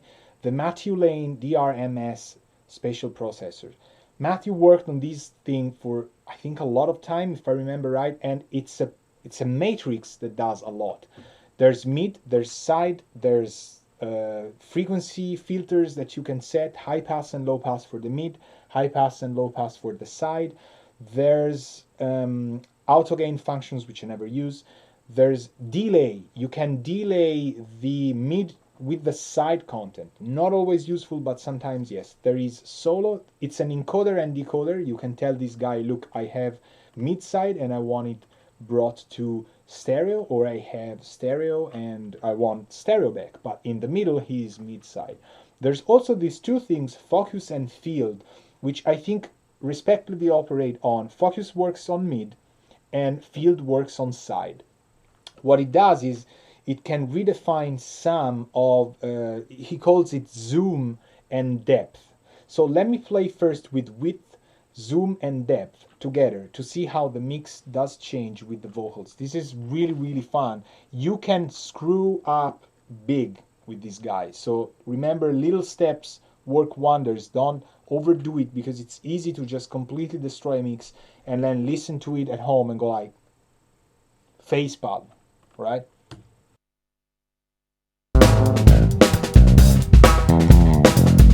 Have my shopping raised in wars of the blitz. We wouldn't be phased, we'd be doing our bit. We'd be tall and proud, stood up to the sky. Now it's burnt to the ground, and we don't know why. Got passion for property, roll up, roll up. Got my brick wallet ready.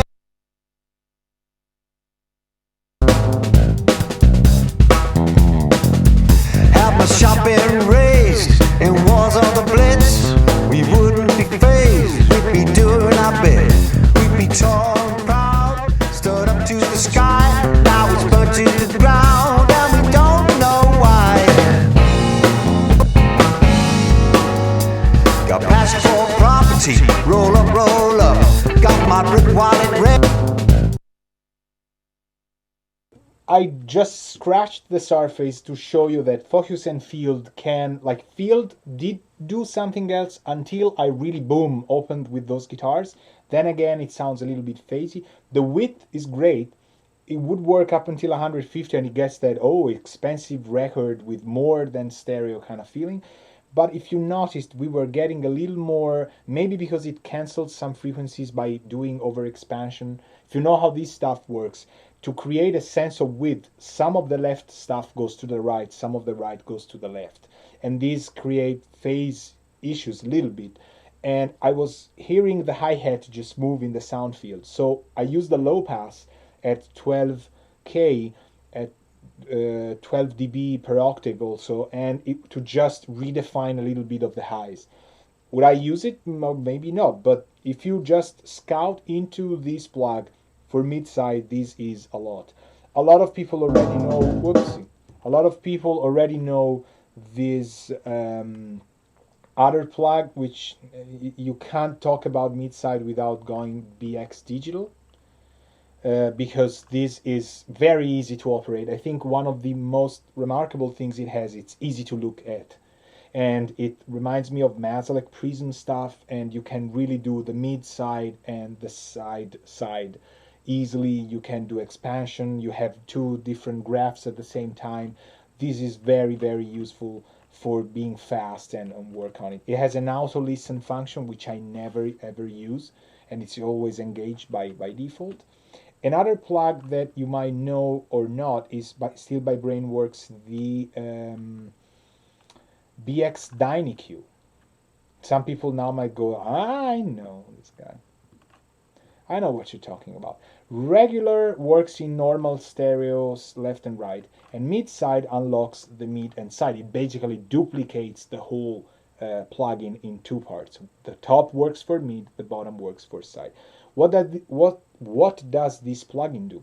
This guy can listen to a frequency that you tell him to with a bell type filter, or you can change what key he wants to use.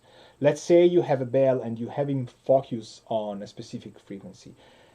Whenever that frequency hits your threshold that you set, the EQ is gonna work on another frequency or on that frequency. So if you have him work at 300 hertz or 250 when a snare hits and it's very loud, you can tell him that every time the snare hits too much in 250 or something is too much on 250, something around 5K gets boosted. I think this is very useful on full mixes when, for example, you have, I think it happened with Gabriele's stuff. Like the kick didn't have as much. Maybe Gabriele remembers, and I remember it wrong. It wasn't his song. I remember a master I've done with the kick that was darker than the reference, but I couldn't brighten the kick up because I only had the master. This thing made it work so that I could listen in the mid channel, so where the kick lives, without touching the side, putting the key on 60 hertz, and then telling the EQ you have to bump 4K or something, 8K or something, every time you hear the threshold being passed. So what happened is, whenever the kick would hit, a bump would happen. And we can try and do the same exact thing here on the mid channel. And this gave the impression, because you can set attack and release of the dynamic EQ, gave the impression of a brighter kick without making the track always constantly louder. Let's try this as a very last nugget, and then we say goodbye.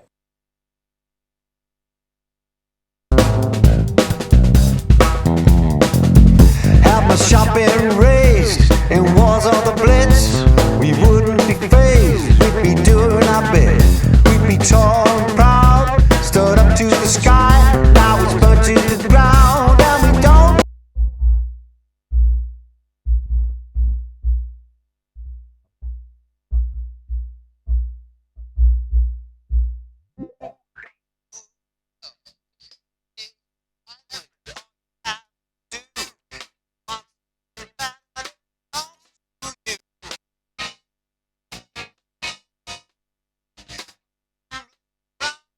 On TV, it's my right, it belongs to me. It's my right to have the run of the town. It's my right to run people down. Okay, I have said it roughly, and I can tell this guy to boost, but of course I didn't mention it. I can tell this guy to cut, of course. So you see the blue line is where he has to listen to. The red line is what he's gonna do to the sound of the channel whenever the threshold is surpassed on the blue. It's a little bit complex. So he's listening to blue. Whenever the threshold gets surpassed, he will do something in the red. So whenever 71 hertz goes over the threshold, which might be either bass or kick, we are going to get a boost or a cut at 4,500. And if I switch cut to boost, you will hear the difference between the mix getting darker every time against the mix getting brighter every time there is a hit. If you tune attack and release accordingly, I've set it to 0.05 and the release to 50 milliseconds. But if you work with that a little bit and fine tune it, you can really get a different impression from the mid channel without affecting, in this case, the single kick. Let's try, now that I've explained it, I hope it will be easier. It's not the easiest of plugs, but it can be really useful.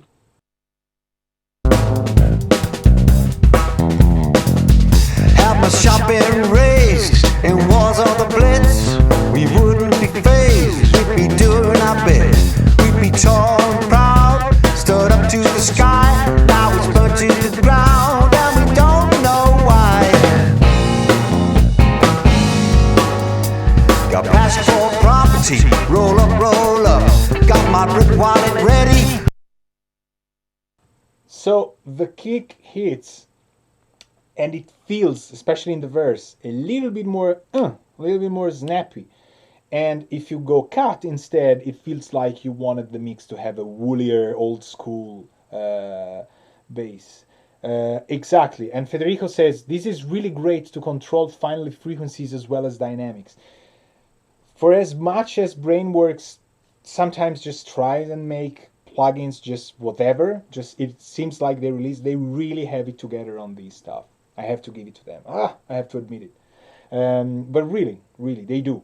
This stuff and the other dynamic EQ I know, which I don't have the iLock here in the studio. I left home the one that has the Mac DSP stuff, is the AE400 or AE600 series. So to keep it honest and like out of endorsements, Mac DSP does that. Waves has come out with that, but this was, I would say, probably one of the first ones.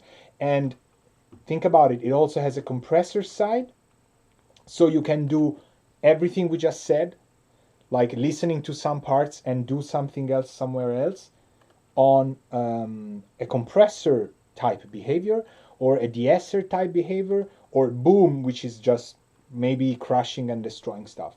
These can work great in parallel. These, I mean, you can really do a lot of stuff with these. And if you don't have this plug and want to apply compression in mid-side or not dynamically, remember, most of you know the FabFilter bundle. The Pro MB, the multi-band compressor, can independently set the threshold of one band to work with another band. Not many people know that, and I never use it, but it can be really useful for this type stuff. It's a multi-band compressor, and you can get the feeling of a dynamic EQ because, you know, it's still affecting the frequency range. So this is, for example, a plugin that I would say for mid-side works really well. What we can do, we have 1 minute left. Like now we have to get to a point where I have to do like something maybe that I would never do, but how about bringing in this track some reverb without adding reverb to the whole song? We're gonna duplicate this guy. Duplicate? Maybe no. Maybe yes. No. Maybe let's create a stereo aux. Send these to bus 1, 2. Tell this guy to listen to bus 1, 2. Call these space. The final frontier. I hope you know what I'm talking about. So, and then we go to A1 again. So this green guy that we're gonna make super yellow is gonna be the exact copy of the mix. On this track though, we are going to put a reverb after we've told the, let me find out what plugin I could use for this, but it's really fairly easy. We're gonna transform these. I want to follow what I explained to you. So I'm gonna put the matrix stuff, and as you know, now left, because of the matrix, left is okay. You have a question? I'll reply to these after I've set these up. No worries. So now I have mid-side. If I put mid and side centered, I have the same thing at the center pan. What I'm gonna do with a simple plugin in Pro Tools called Trim, I'm going to mute the right channel, which is the side, right? So I basically made these with only the plugins I've explained to you, the side. If I listen to this guy in pre, No, I'm so small, nothing I want to eat, but I idolize fame. okay, I'll let you hear to what I'm talking about. Now I've muted the original blue track. We're only listening to space, which is now effectively a muted right channel, which should have the side, so it's just the mid channel in the center. No, I'm so small, nothing I want to eat, but I idolize fame on my HDTV. If we listen to both of them at the same time, then it's not really useful. We have 2 times the mid channel. This is not what we want to do.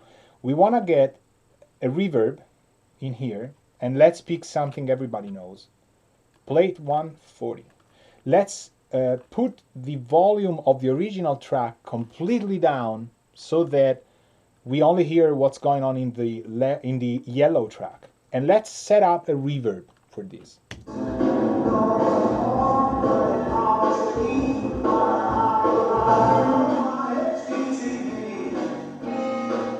Okay, now I can.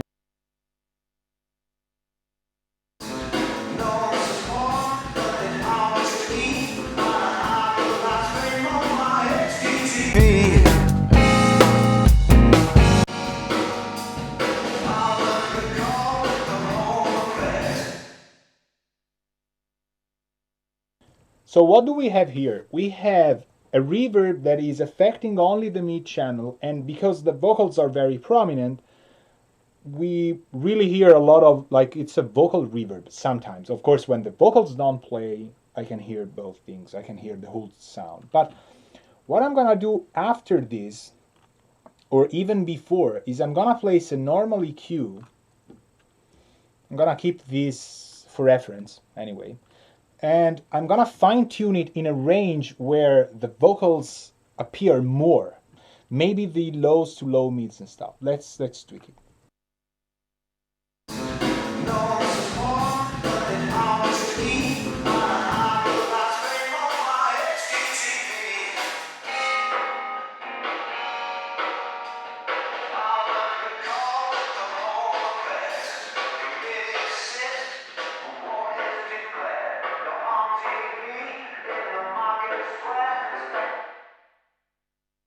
So, could work, could not work. Let's try and bring up this original blue track to the initial level, and let's bring the other guy, the yellow track, back in 0 volume. So we start from minus infinite, then we go up. And then, Matt, I'm going to answer to your question.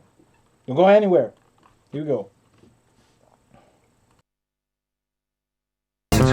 No support, nothing I want to eat, but I idolize fame on my HDTV. Parliament recall, come home affairs. Committee sit, war is declared. You're on TV in the market square. Expect to knock at the door or not to be there. My family's proud, I'm on TV. It's my right, it belongs to me. It's my right to have a run of town. It's my right to run people down.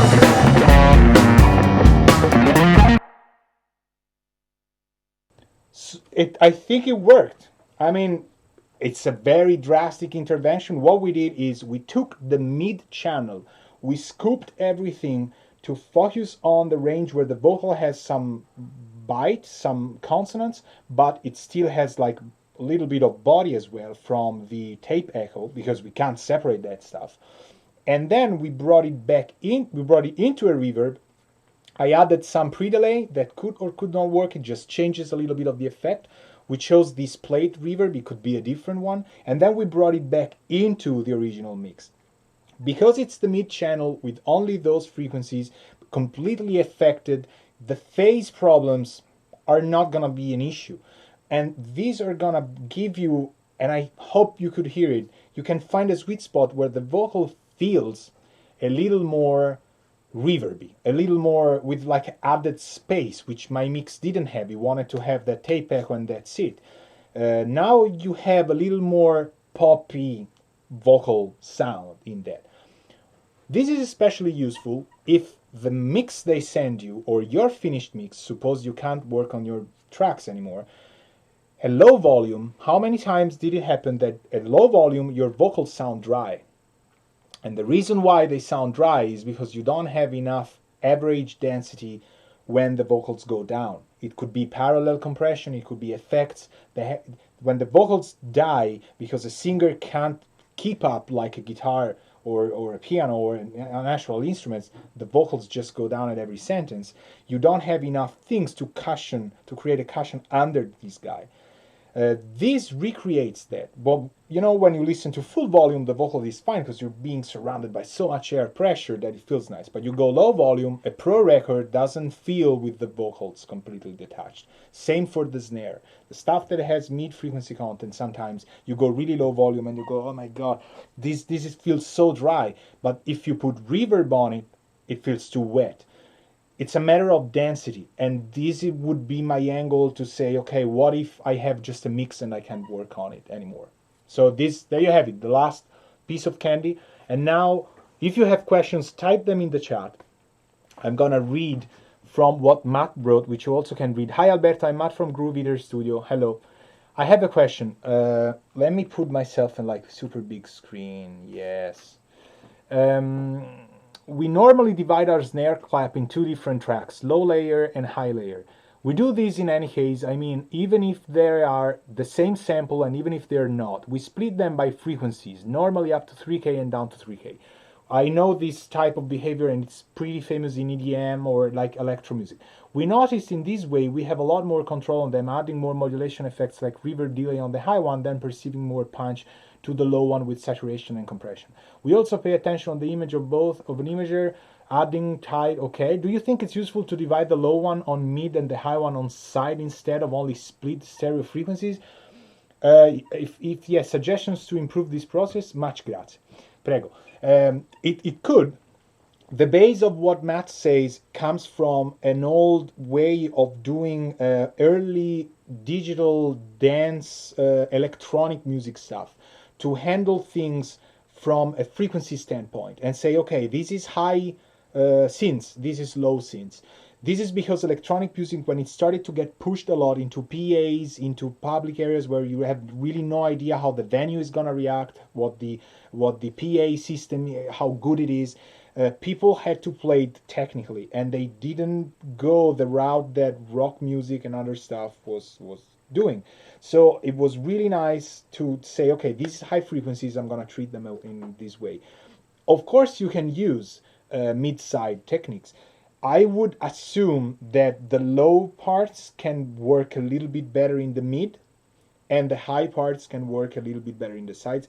But your processing, I wouldn't change. I would not move the lows to the mid and the highs to the side, because I'm thinking you will get a weird phasey effect, or like it wouldn't sound right. You will lose the coherence of the clap because of the crossovers, because of a lot of stuff.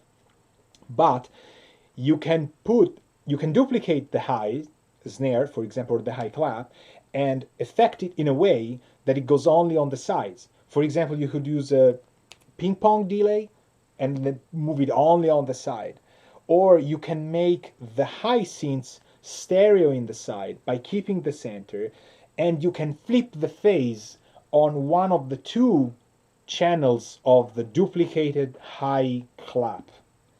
What happens is you have a high clap that feels super wide, and when you go mono, it just cancels itself. But you still have the center, the mid content of that clap that will keep the clap going. And it doesn't mean you have to always have that. You could have that in sometimes, or only on 4, or only on 2 of the bar. So you go like ta, psh, and it opens up. Tak, psh, only on 4. Listen to Random Access Memories, most of the record that Mick Guzowski is doing. I don't know if we'll ever see, but it sounds cool to call famous engineers by name. You know, makes people classy. He took a lot of care. All the production is stellar, and you can hear, focus on the snare hits. Most of the songs never have the same hit sound of a snare or clap on 2 and 4. Oftentimes there are very slight difference between the hit of a snare on the second beat and the one happening on the fourth beat. And this is because it adds movement. It's another element that adds to the rhythmic variations, especially for drums, especially for things that are dynamic, rhythmically moving, but supposedly always the same because you have electronic music. So this is, for example, a great way. If you focus on a lot of records, you will realize, even if electronic, a lot of samples do change. And in mid-side, this is really nice. Or Yeah, what else? Well, I would say the highs on the side will help a little bit better. I hope I answered these, like, don't change what you're doing because it will just screw things up to just go completely mid-side. They're two different terrains to keep things together, but you can duplicate one or the other or both and then make them work better for the track. So yeah, this can happen with synths, can happen with claps, can happen with a crazy moment in the song. So yeah. If you have any other question, now it's the time to write it, and then we'll wrap it up. Which we don't do anything to wrap it up. We just shut down. All right. Anybody has questions? Write them down. I'll give you 2 minutes. Apparently, I've been really on time. You're welcome. See you soon, hopefully. And again, I'll keep talking. That's what I do. While you formulate your questions, if you have them. We'll do this. I'll try and do it on a monthly basis. And I am not sure this will ever get released to the public, but when it's cut, which we will cut it because YouTube records this stuff, you will be able to hear it, to watch it. I will send you the link for the video. And anyone with that link can watch the video. I trust that if you want to give it to a friend or whatever, you can. I'm not sure if these will ever be completely 100% public because I like people to come virtually to the studio and watch this stuff. If this becomes a video, then everybody goes like, oh yeah, right, I can watch that, a later time because he's putting them on YouTube anyway. I'm not gonna do that. All right, Federico wants to offer beer. That's great. That's better than a question, much better than a question. And so we want to do that on a monthly basis. I don't know if October is gonna be a viable thing because it's like my life disappears in October and reappears roughly November 5, 6, I think. And what's going on at the studio lately? A lot of stuff.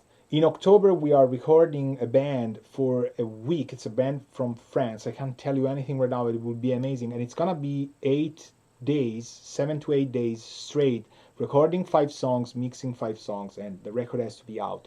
So things will be done in a way that we're gonna track the mix. It's gonna be done as much as possible as with the sound of how things happen, it will go there. I will try and document some of the stuff. I can't bother these guys to stop every time to make like a video tutorial. I also don't want to do that because there's so much stuff around there on the internet that you are already probably aware of or watching that I don't know. But I will try and get footage to save and so that we can talk about it. It's an indie rock band, they're really great. And the cool thing is they're going to record all together and 7 days, done. We have to finish it. So there's going to be electric guitars, drums. I still don't know if I'm going to play everybody in the same room. Maybe not, maybe yes. We're going to use the Ampeg bass amp. We're going to use the Fender Princeton Reverb. It's going to be awesome. Our drum kit, of course. Maybe lots of pedals, lots of analog gear, and that's it. So that's probably the highlight. Then we have some master classes. Then we have people visiting, lots of masters being done. And yeah, so things are working out. I don't know if October is going to be viable, but I promise you at least end of November we can do maybe another one. So I'll keep it to at least 60 days. All right. In the meantime, if you have anything, just write me. You know where to find us. And if you really want to consolidate this stuff on a proper level but can't come here to study with me all the time, and you want to use your music because it works and it's your stuff, go on fuseroom.com/learn. This is an advertising, but it works, trust me. And you can set up, they're not expensive, lessons with me. We're gonna take your material, can be something you work on, I don't care, you get the credit. We use it for your master classes, private, one-to-one, live. You connect with us, you listen, you watch, we talk about it, and then we set up a weekly schedule that is how you learn this craft. No video, not even this is very interesting, but it can't immediately make you instantly successful. There's no way. I mean, but I hope that this stuff creates an environment of curiosity and stimulates you to say, oh, there's that I didn't know. Now I don't do that. And when the next mix you approach, you're gonna have more fun, or you want to experiment, or you have different set of ears. All right. So hit me up if you want, and that's it. Ciao, ciao. It's been great, and I hope the engine worked. Really like this stuff. Thank you guys for coming. Thank you very much.